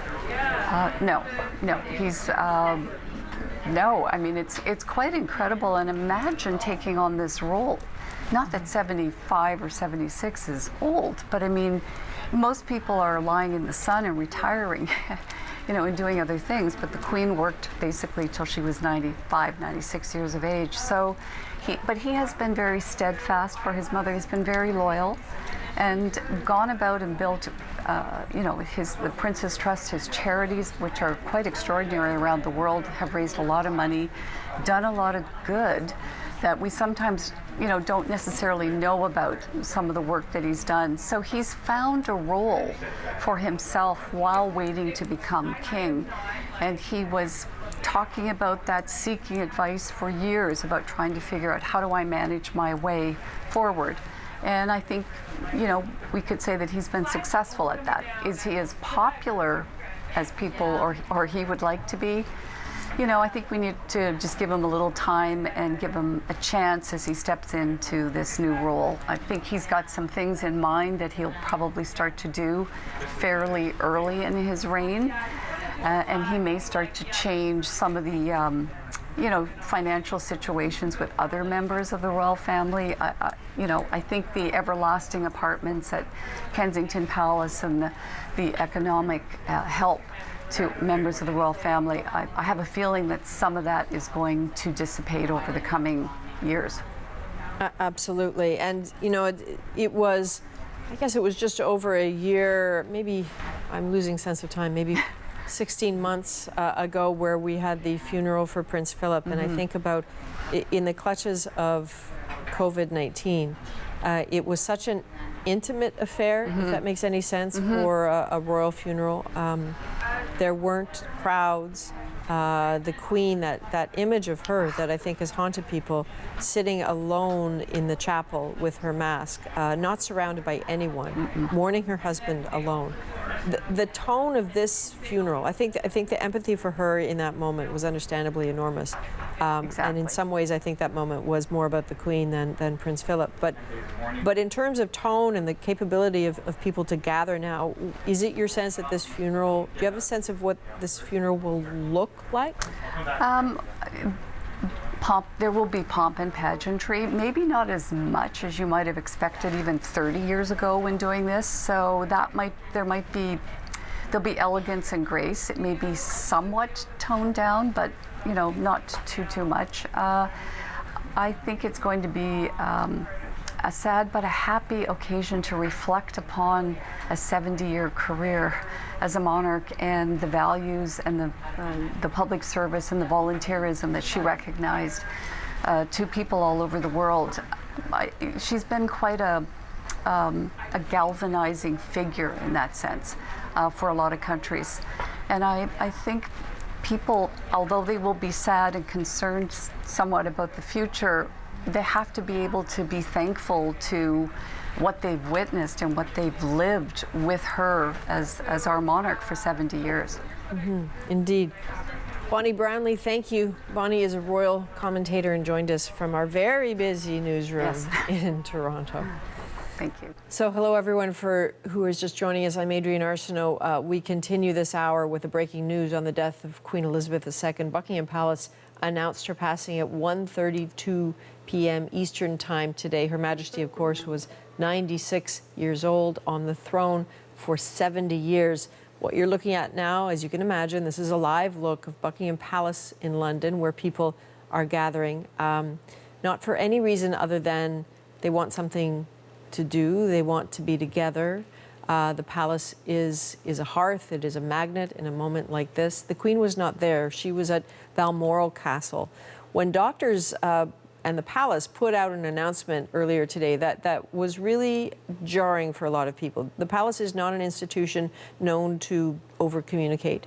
And so the message that came out this morning, that the Queen was under medical supervision, that she was at Balmoral, they were watching her health closely, and they were concerned, is the message that started the engines turning, if you will, and people starting to realize that this woman who has been there for most people forever might not be. So Prince Charles is now King Charles III. His wife, Camilla, is now the Queen Consort.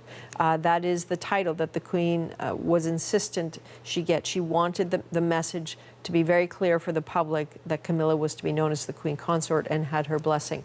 So they were there at the time. Other royal family members, including Prince William, Prince Andrew, Prince Edward and his wife Sophie, rushed to join the Queen in her final hours. Prince Harry arrived just over an hour ago, it appears, after the Queen had passed. We know that Kate Middleton was not there for a very good reason. This is the first day of school for the kids, for her children in their new school, because they've just moved to Windsor. This is a day that, as a parent, she wanted to be there. No doubt Prince William wanted to be there as well, but there was only one place he could be today. What is coming next? 10 days of official mourning are now officially underway. They will conclude with Her Majesty's funeral. So, of course, mourning is something for the family, but we are talking about a monarch, so of course it's not confined to the royal family, and that's why we're seeing crowds gathering at Buckingham Palace since the announcement of the Queen's illness. The CBC's Dominic Volitis is in our London bureau. Dominic, it's nighttime there now. It's just after 9 p.m. What are Londoners doing?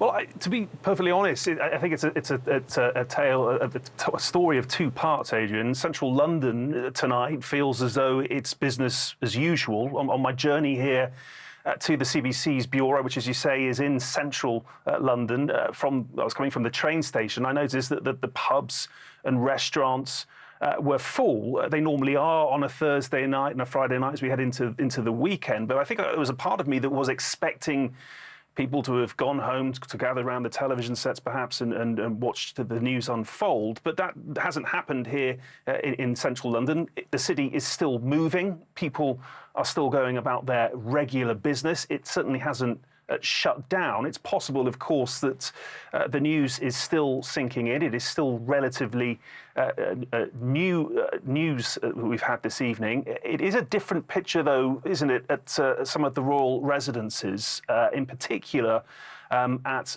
Buckingham Palace. And there's some absolutely remarkable scenes we've been seeing there this evening. We've seen crowds breaking out into song, singing God Save the Queen. There's been laying of flowers at the gates of Buckingham Palace. Candles have been lit at the gates as well. And it's worth mentioning, it's a minor point, but it's an important one. It is raining very, very hard here in central London at the moment, and that hasn't stopped the hundreds, possibly thousands of people that we have seen turning out at not just at Buckingham Palace, but at Windsor Castle as well, which was the Queen's favourite residence.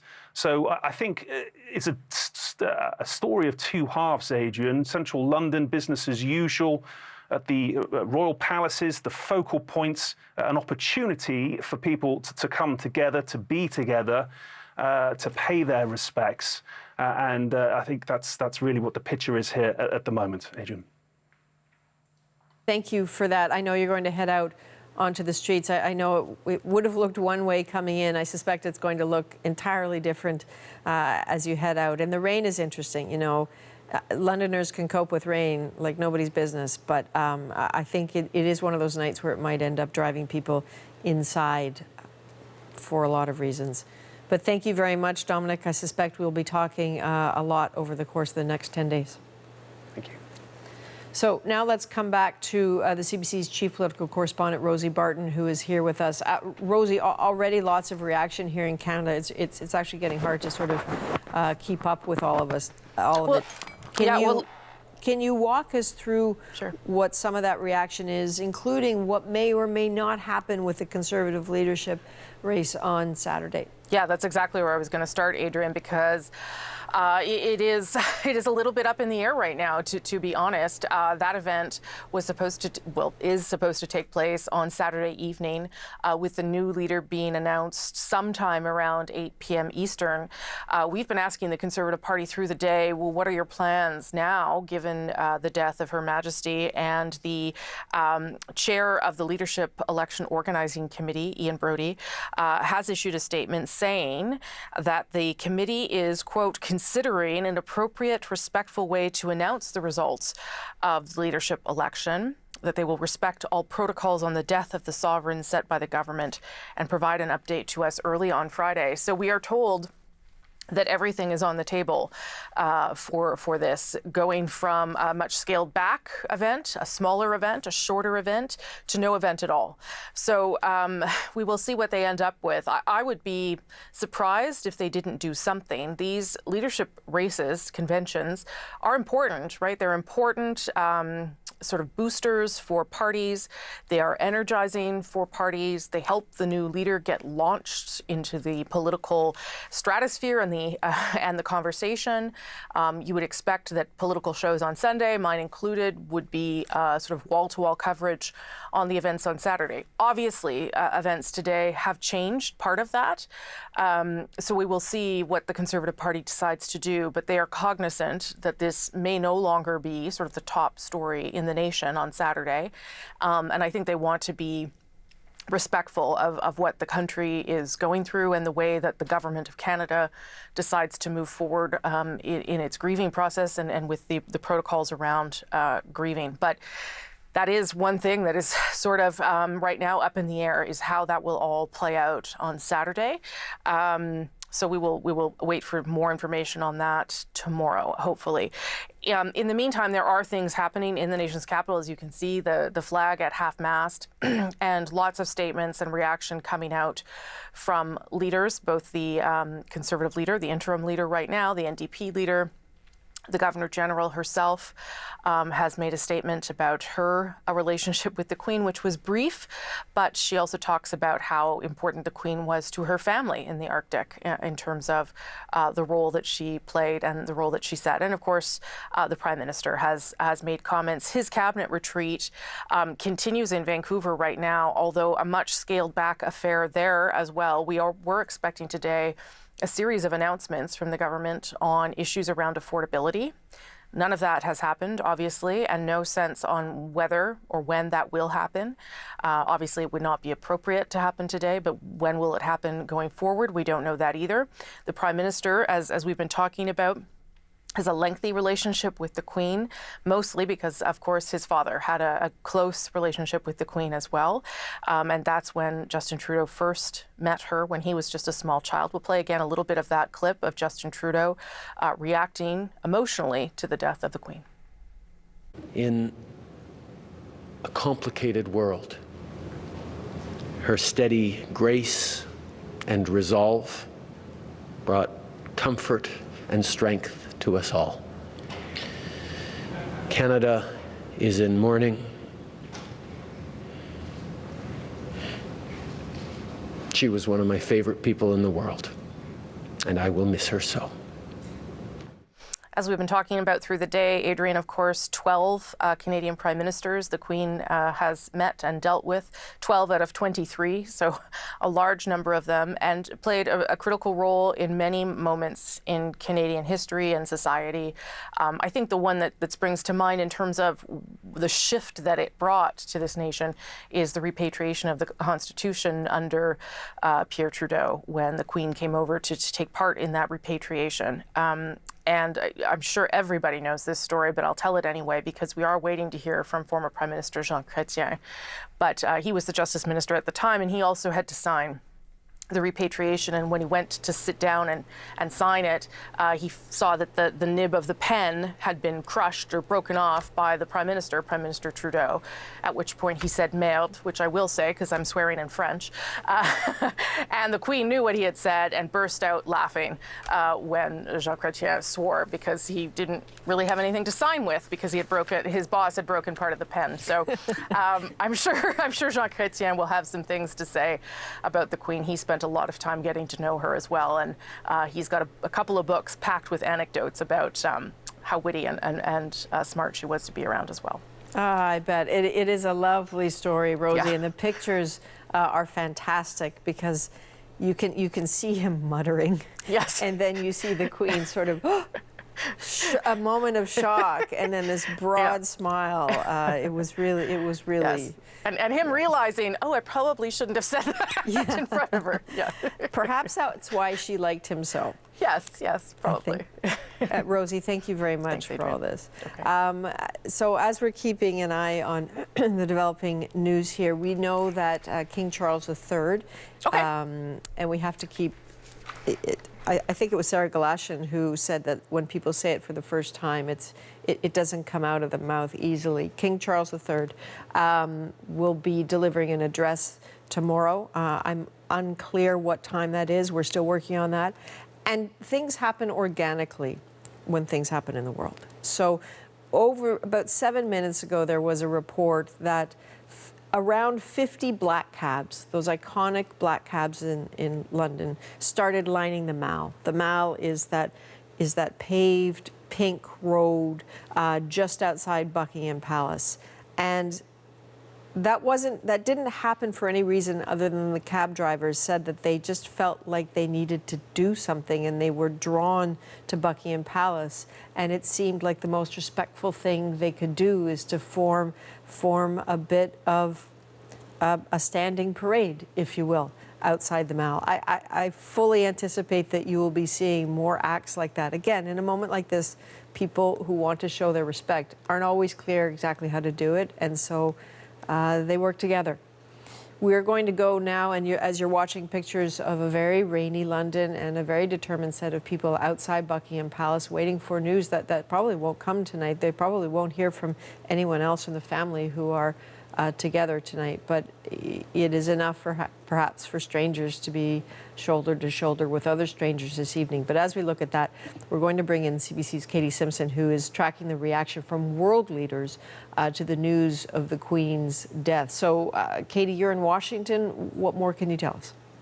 Well, the flags have been lowered to half staff at the White House and will remain that way until the Queen's interment.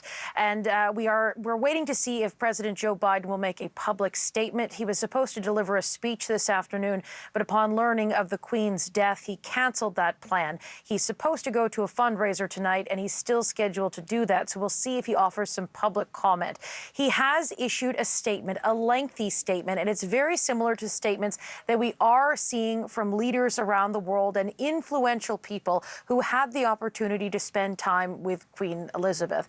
And there are a number of themes that we've talked about, Adrian, that are coming up in a lot of these statements. One, her generosity with her wisdom, her wit, being someone behind closed doors known to be very hilarious. We heard some of that with Rosie Barton just there. And that's what's coming up in a lot of these statements. And of course, her dedication to public service. And that really is sort of the through line here when we're taking in all of these statements from world leaders.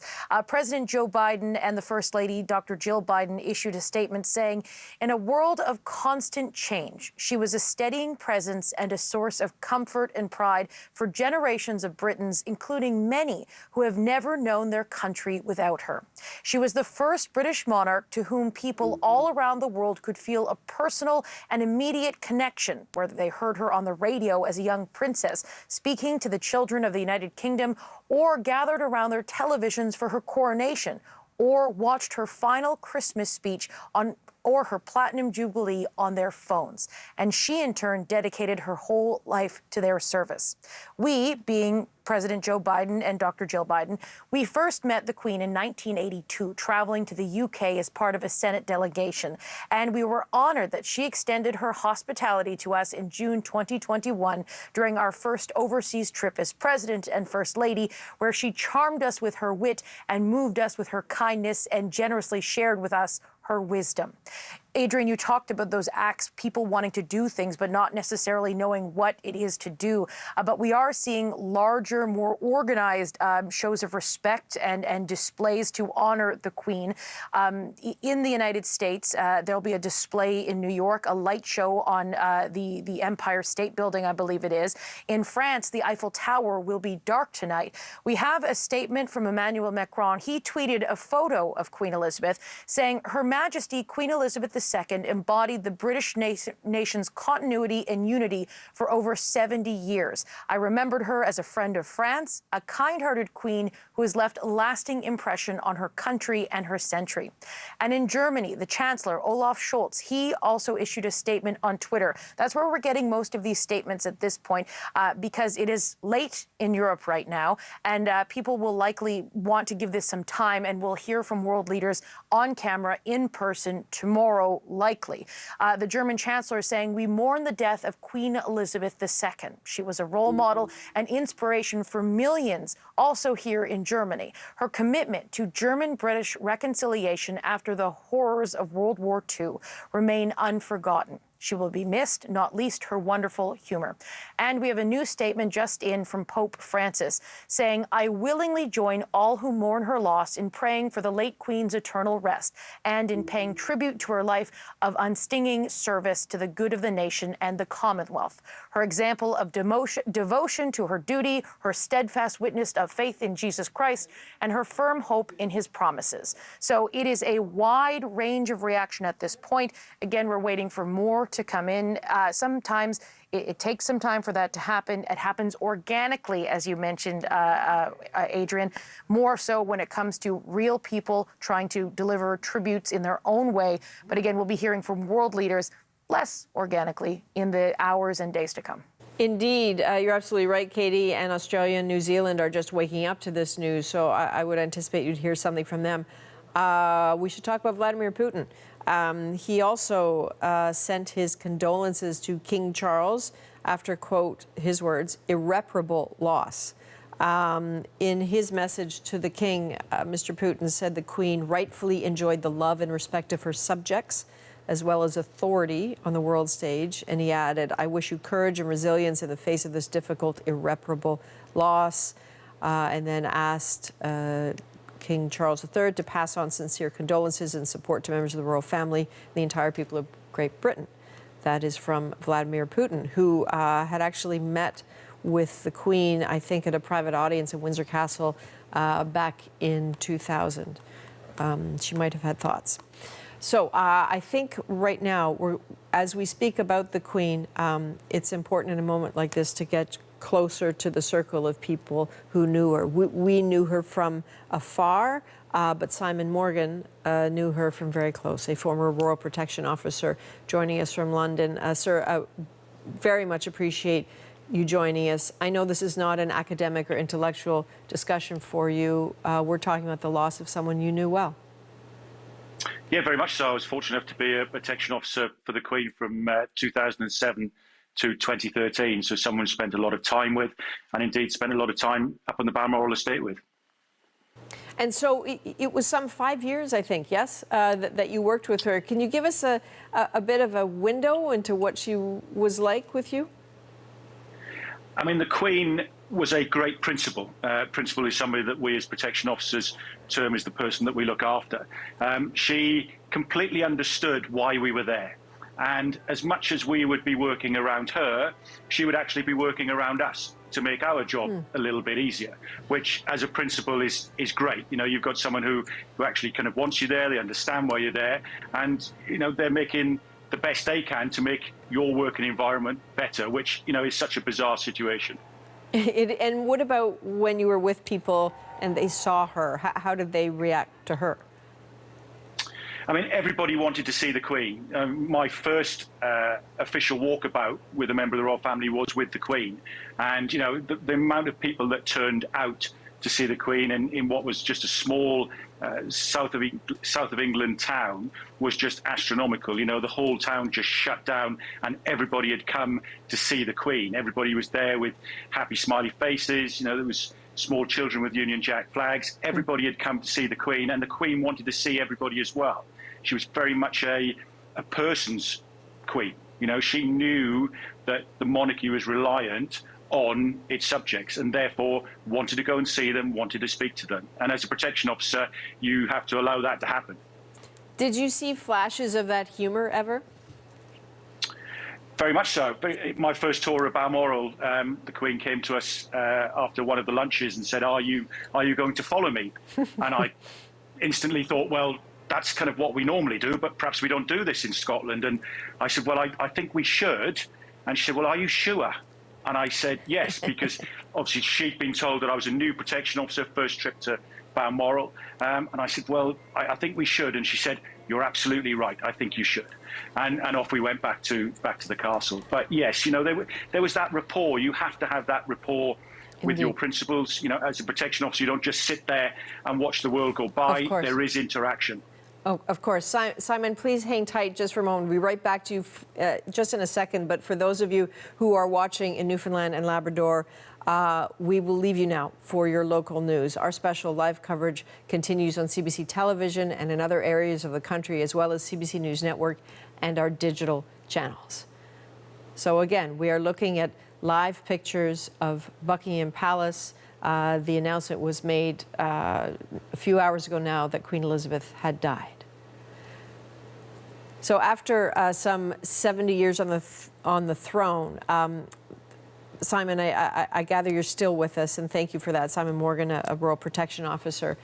Do you have any impression of as you talk with your colleagues how she will be remembered? I mean, there is the legacy question, and that is a big political question. But what about on a personal sense of legacy?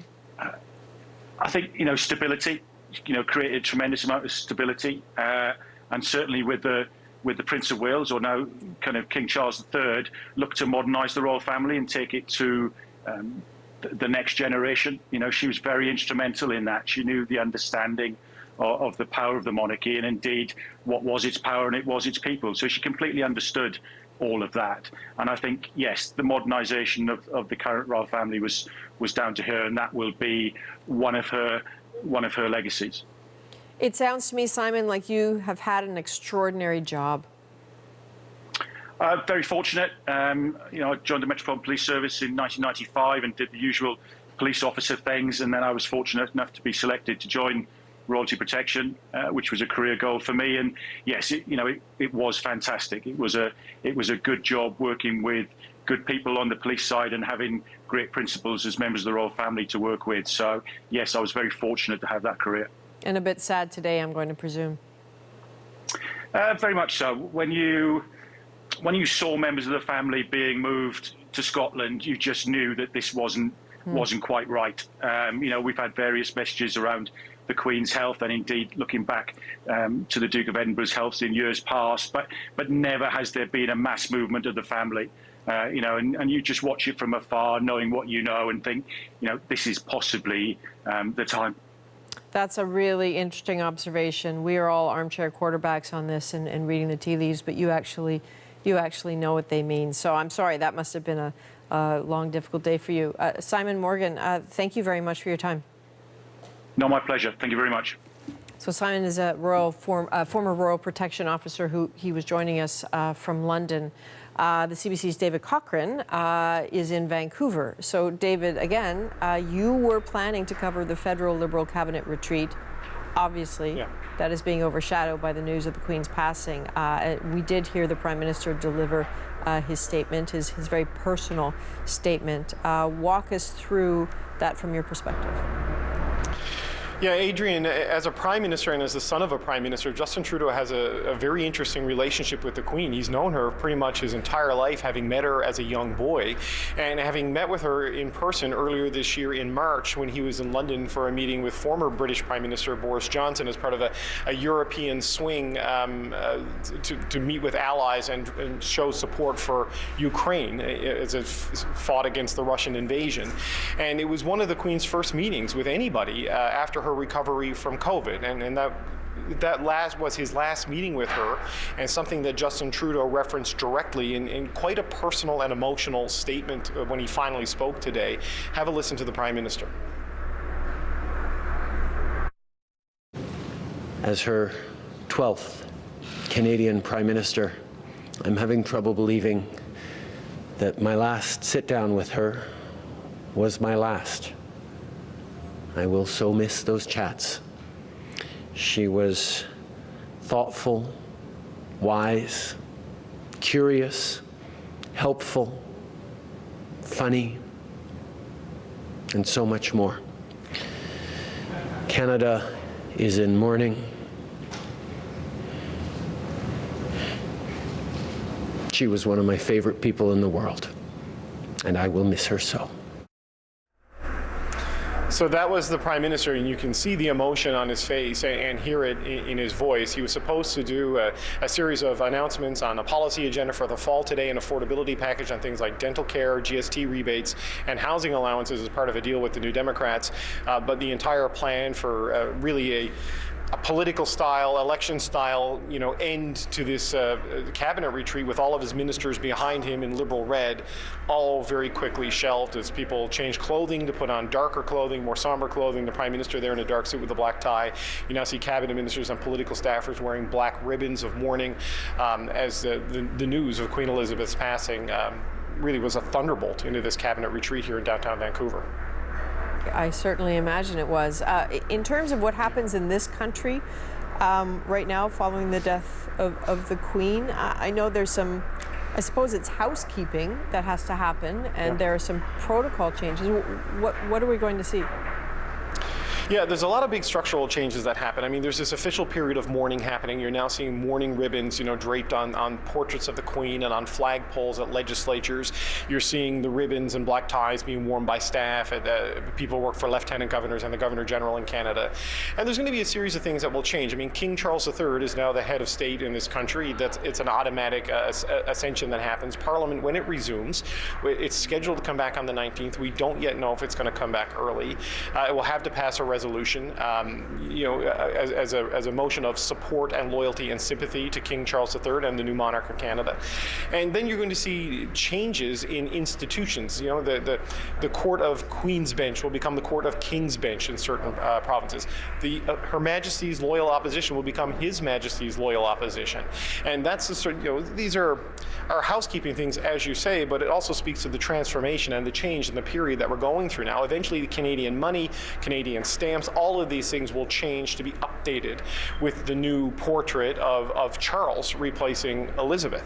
And there's some interesting things happening just on the political calendar. Adrian, the Conservatives are supposed to announce their new leader on Saturday, and they've put out a statement saying they're reconsidering their plan. There was supposed to be a big convention and a celebratory announcement with a speech and everything on Saturday night. We're going to find out tomorrow morning exactly how that will happen. Justin Trudeau is supposed to go to a fundraiser in Surrey tonight. That has been shelved. The Liberal caucus is set to meet next week in New Brunswick, in St. Andrews. Does that go ahead now with everything that's happening? Because the Prime Minister will very likely have to go to London, for the funeral and the official mourning events that will surround the passing of the Queen. And the President of the European Commission, Ursula von der Leyen, is supposed to come here next week for meetings with the Prime Minister for several days. This may very well all be canceled and rescheduled because of what has happened. So sort of the political calendar in the immediate sense is changing, and the activities and tone and tenor of the run-up to the return of Parliament and a transition at the leadership of the Conservative Party, that is all undergoing reassessment over the next 12 to 24 hours, and then we'll start to see those permanent, or well, permanent so long as the king is alive, changes to the institutions of Canada as names and protocols are changed to reflect this transition from a Queen of Canada to the King of Canada. All right, David Cochrane, lots of little things that will look like big things when they happen. Yeah. Thank you very much. We appreciate that. So Queen Elizabeth, as we know, I mean, given that she came to Canada 23 times, 22 as Queen, once as Princess Elizabeth, she almost always drew crowds here, and crowds were there for every smile, every wave, every speech she offered. Industry and commerce may bring wealth to a country, but the character of a nation is formed by other factors. Race, language, religion, culture and tradition all have some contribution to make. And when I think of the diversity of these factors in Canada today and the achievements that have grown from their union, I feel proud and happy to be Queen of such a nation. So two things about that clip. She's wearing the maple leaf brooch there in 1957. That was a gift from her father to her mother. She first came here in 1951 as Princess Elizabeth. She took her first trip in 1957 as the Queen. That's when she opened the 23rd Parliament. And then she came back 2 years later to open the St. Lawrence Seaway. And that was a 6-week trip. She visited every province and territory. The reception was cool.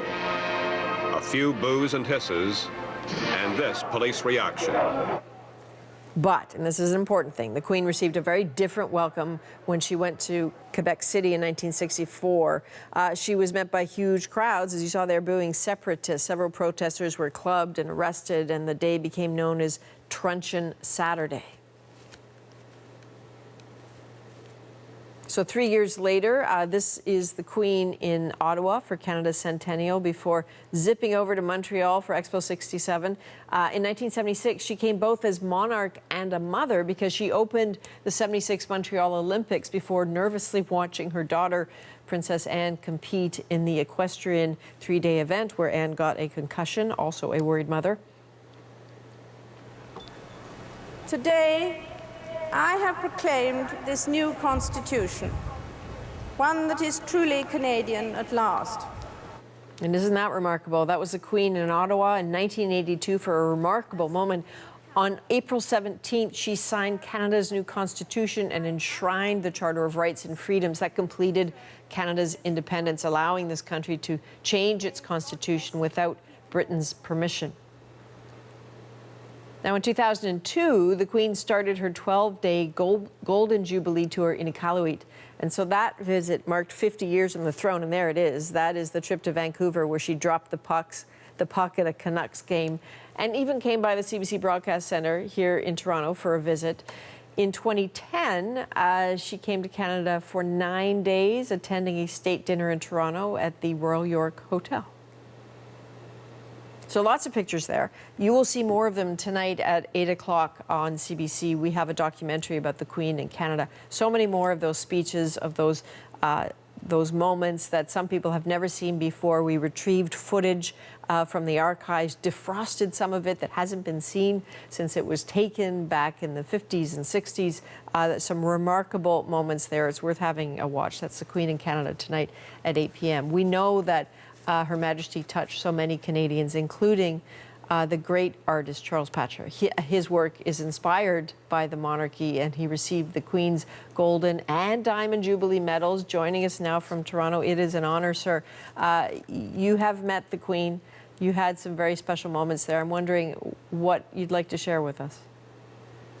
Well, it was 2015, and I was invited to Canada House in London, which had just been renovated, and one of my paintings of the Canadian flag was donated to Canada House for the foyer, and the Queen was there to cut the ribbon, and I was lucky enough to have had a chat with her. I was wearing my Order of Canada pin, and she came over to me and smiled.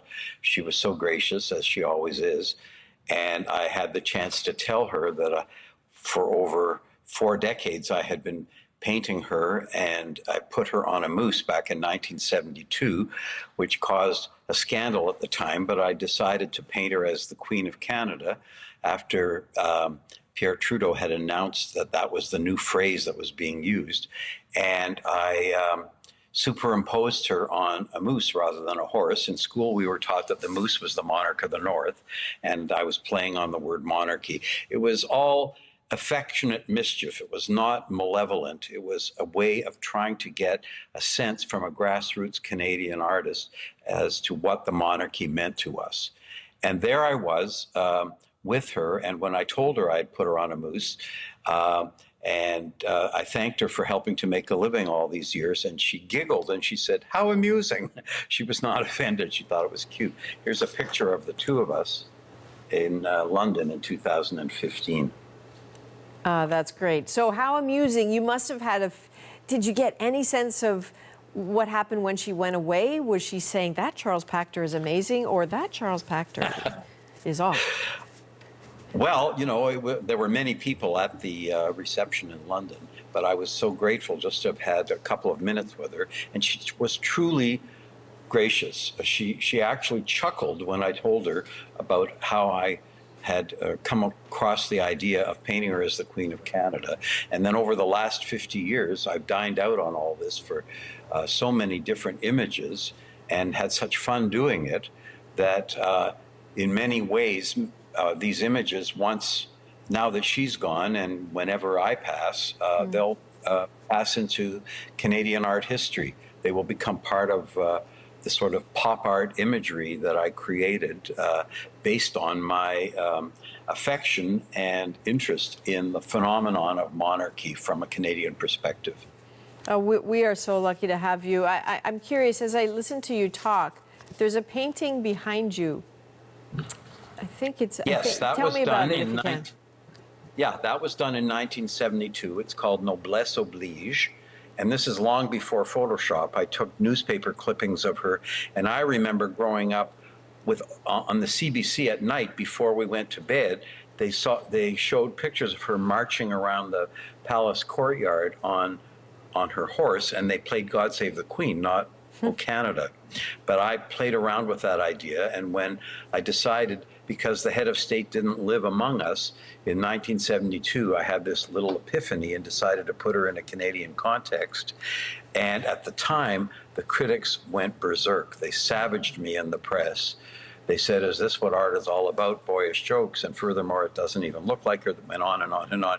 But I do remember now how much I was discussed about the whole idea of the imagery. And here we are 50 years later. I'm going to be 80 in December, and the image is regarded with a lot of affection and delight. It thrills me. So I hope that I've been able to add to the canon of Canadian art in my own way. Well, no doubt you have. Is there something you want Canadians to remember about the Queen in particular as we continue to commemorate her? Well, when I think about how devoted she was, and her service was exceptional, and how with the advent of the internet we found out more and more about how dysfunctional the royal family became and the transparency of all this, it fascinated me that she remained steadfast through all of this, and a serious, remarkable figurehead that we will never have the likes of again. I think we have to remember that this was a unique human being and that we should be grateful for everything that she was to us. Indeed, and we are grateful for you, Charles. That was Charles Pachter in Toronto, our royalty. Thank you, Charles. Thank you so much. So now let's connect again with John Fraser, the founding president of the Institute of the Study of the Crown in Canada, also the author of The Secret of the Crown, Canada's Affair with Royalty. We reached John in Toronto. So how are you doing now that we know for sure what has happened? I'm doing fine. How are you doing? You've got a big bit of business to do today, my dear. We do, sir.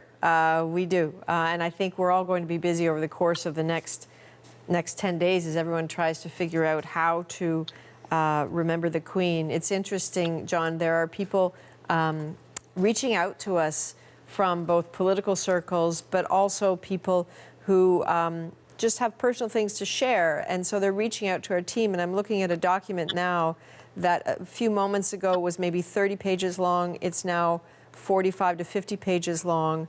And there are hundreds and hundreds and hundreds of names of people who are reaching out to talk about their experiences with the Queen. And I'm wondering what that tells you. Well, I'm someone who believes the monarchy is a good thing for Canada and the Crown. But I think what's going to happen over the next 10 days, and in fact over the next year or so, is a great arc of relearning who we are and what our system's about. I mean, this is the beginning of a new cycle, which we haven't seen for 70 years. I told you, I think earlier, that I can remember when we translated ourselves from God Save the King to God Save the Queen, and now it's going to be the opposite. Mm-hmm. And so we're going to go through these memories, these extraordinary memories. We're going to see extraordinary film of Canada from 70 years ago. The CBC's got extraordinary archives of this. I've seen some of it, including a royal tour for Princess Elizabeth. Yes. And then we're going to be learning about the new sovereign, which at the moment we're not focusing on, but he's going to be a focus, and he is the guy who's going to have to get us through all this period of mourning and remembrance, and also make the case for himself emotionally and constitutionally that he is the right person to succeed and to prove the point that our constitutional system is viable and works. And that will lead up to perhaps a first coronation anyone alive will have seen. I remember the last coronation, but as a boy, and this one will be different because it's of an older man. There's precedence, but still, it will be an incredible arc, and we will all be a little wiser about the system that we live under, rather than the sort of, sort of picture-perfect system that we think we have, because it's all to do with celebrity, whereas there's some constitutional realities that we often are not aware of, and they'll be coming to the fore the next little while, which is a good thing. John, I know that this matter of how King Charles III presents himself is important. We know that tomorrow he will be addressing people, but do you actually think there is a lot riding on the words he uses and the way he holds himself and communicates in the next little while? Is there something actually at stake there? Of course there is. There's the future of how he is regarded. He is coming to this position after a long life as Prince of Wales. There were never any definition of what a Prince of Wales does, but he didn't have the straitjacket of being a constitutional monarch, so he was free to say and support those things that were important to him. That's over now. He can't do that anymore. His son can, other members of the royal family can if they want to, but Charles becomes a constitutional monarch. He will still be able to say things differently than the Queen did, because he's a different person, but he'll be very mindful of his constitutional role. And it will be a different Charles in many ways, and people will be trying to find out if that old Charles is there. But if you know your Shakespeare plays, it won't be quite the same as what happened to Henry V when he went from Prince of Wales to King, but you'll see, even at his great age, that he becomes somewhat different. He will be in a kind of straitjacket, but he has had a great run of it. He was a prophet about climate change, and everyone thought he was sort of wacky. But he's someone who people will be amazed at what a good king he will be, because they're not expecting that. Oh, that's so interesting. John Fraser, thank you very much for that perspective. I have no doubt we will be speaking the days to come, sir. Yes, ma'am. Keep working. Working on it. Working on it. Sarah Galashan is in our newsroom in Vancouver, and of course the Queen must have liked British Columbia very much. She was there 7 times. Sarah, can you tell us about the reaction you're seeing and hearing on the West Coast? Well, Adrian, based on the reaction that I'm seeing and hearing, British Columbia really liked the Queen as well. A lot of thoughtful responses. But, there's a lot of British tradition in British Columbia. Our capital is Victoria, and over in Victoria, that's where you find the provincial legislature building. We've been hearing a lot of reporters talking about the black ribbons that politicians are wearing and the portraits in the legislature, which will eventually go from being Queen Elizabeth to King Charles III. And in Victoria, what we're seeing is a black sash being placed over that portrait of Queen Elizabeth in order to mark the passing of the monarch. And eventually, as I say, that will be replaced. And at the legislature, our camera there, who was taking that footage, met up with a British expat who is now in Victoria and a little homesick, frankly, right now, given the news coming out of Great Britain. I want to play you a little bit of what we heard from him. Very sad. It's someone we've known for our life. We was born when she was here, and she's now gone, and it's just a very upsetting day for all of us. There's 6 of us here touring Canada, and it's probably the first time we wish we could have been back home for this, but we know she'll get a great send-off, and it's just a privilege to have been one of her citizens. As you said, she must have liked British Columbia. I mean, certainly she made many trips to Canada. In British Columbia, she was here 7 different times. And in the statement from the Premier, he notes that she was here 7 times, 6 as reigning monarch. And a lot of standout moments for those who would have been able to take in those visits, maybe be in some way close proximity to the Queen. I know for our cameraman here, this footage that you're looking at from 2002, this is a tape that was saved all this time and ingested fresh today because that was such a special moment for that cameraman. But also special for those who were watching that puck drop that you talked about in 2002. There she is standing center ice. We've been looking at that footage throughout the day, and I think that for a lot of people back in 2002, which I believe is her last time to British Columbia, that was a particularly special moment to see her out there, embracing hockey, Canada sport. Well, good for Denis for keeping that tape. CBC has phenomenal archives, and some of those archives are simply in the desk drawers of the great camera operators and editors. I'm just curious, as you spoke with people, anything that you're hearing that stands out to you about the future of the monarchy? Well, and I was saying this to you earlier, Adrian, the fact that so many people were so thoughtful in their comments as we were talking to them out on the street, really just minutes after you had broken the news that the Queen had passed. A lot of sadness shared. Frankly, also some uncertainty about the future of the monarchy, given the fact that she has reigned as monarch for 70 years and for what we heard from people on the street with such dignity. They have great respect for her. I want to play you some of what we heard from the people we were talking to. The rest of them are a little iffy, so we have to wait and see how Charles will do. But I'm not sure about his abilities. He hasn't, in my opinion, he hasn't demonstrated the abilities that she had. We're in trouble that she's gone. Yeah, I'm not sure that Charles can live up to it, and unfortunately Charles is next in line.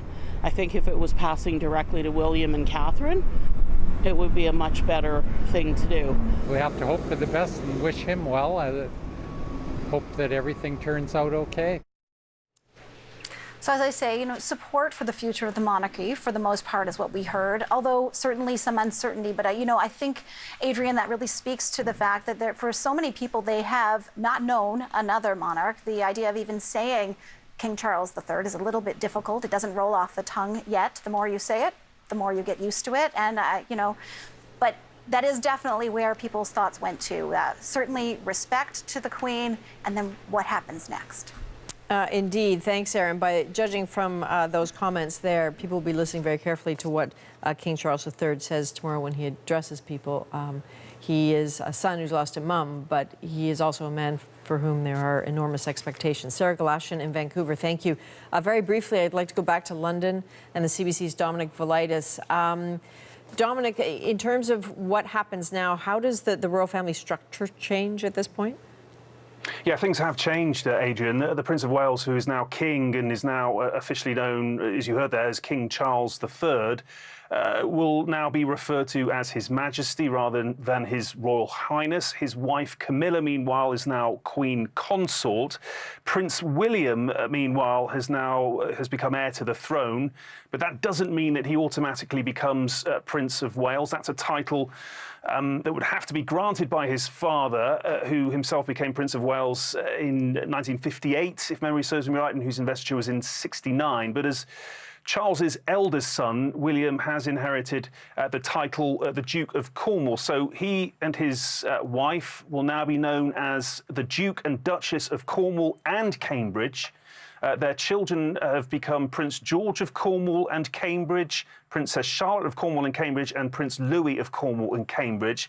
And they will eventually become of Wales when William becomes the Prince of Wales. Things get a little more, even more confusing when it comes to the Duke and Duchess of Sussex, Prince Harry and Meghan's children. Now, originally, you may remember Archie was not given the title of Prince as he was too far down the royal line. There was speculation in the media at the time that that was a bit of a sore subject, but now he may well become Prince Archie and his sister Princess Lilibet. They are now the King's grandchildren, so they might well get those titles. Prince Edward is another area where it's a little less uncertain. He is the Queen's youngest son, and he might get the Duke of Edinburgh, which you will remember was the Queen's husband's, Prince Philip's, title. Aidan. Right, that's a lot of information. The CBC's Dominic Velitis in our London bureau. Thank you, Dominic. Thank you. So I spoke with several prominent Canadians for a documentary we did here called The Queen in Canada, and I had the chance to hear about encounters they had with her. Here's one of them. One day, some comedian in Quebec had called her, faking that I was the one on the line. Your Majesty, I'm really stretched out of these days. I'm sure you are. Yes. We've been following it with great interest. The Canadian political situation is very critical. Yes. I mean, if I can help, I would be delighted to do anything I can.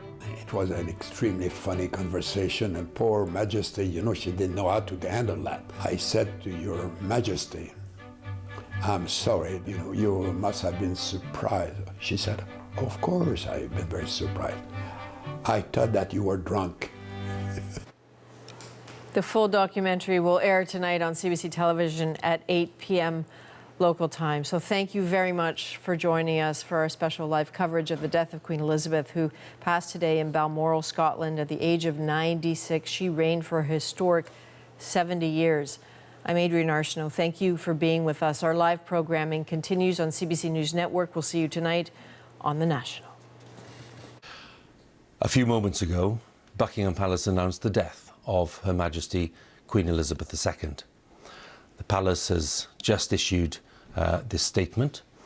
It says the Queen died peacefully at Balmoral this afternoon.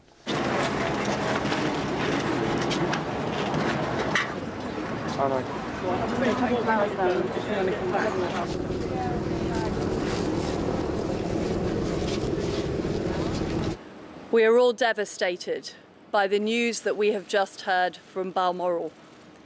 The death of Her Majesty the Queen is a huge shock to the nation and to the world. Queen Elizabeth II was the rock on which modern Britain was built.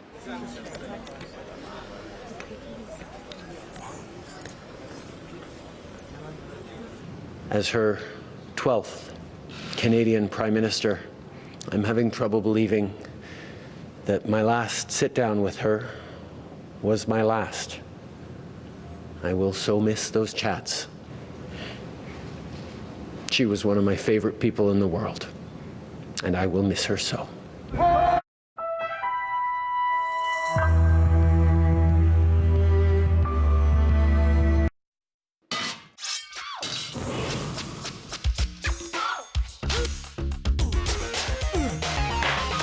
We all want food that's healthy, gorgeous, and super quick.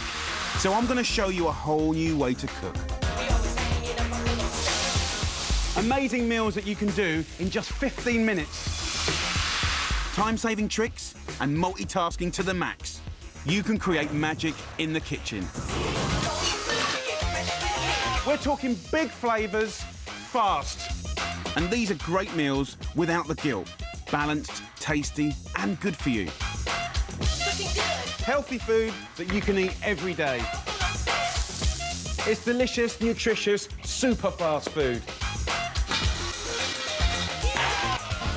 Today, the ultimate posh fish finger sarnie. And my rustic Italian farfalle with a tasty twist. The curds start to melt, and in this sauce, it's incredible. Welcome to the 15-minute meal mindset. If you think you haven't got time to cook, then think again.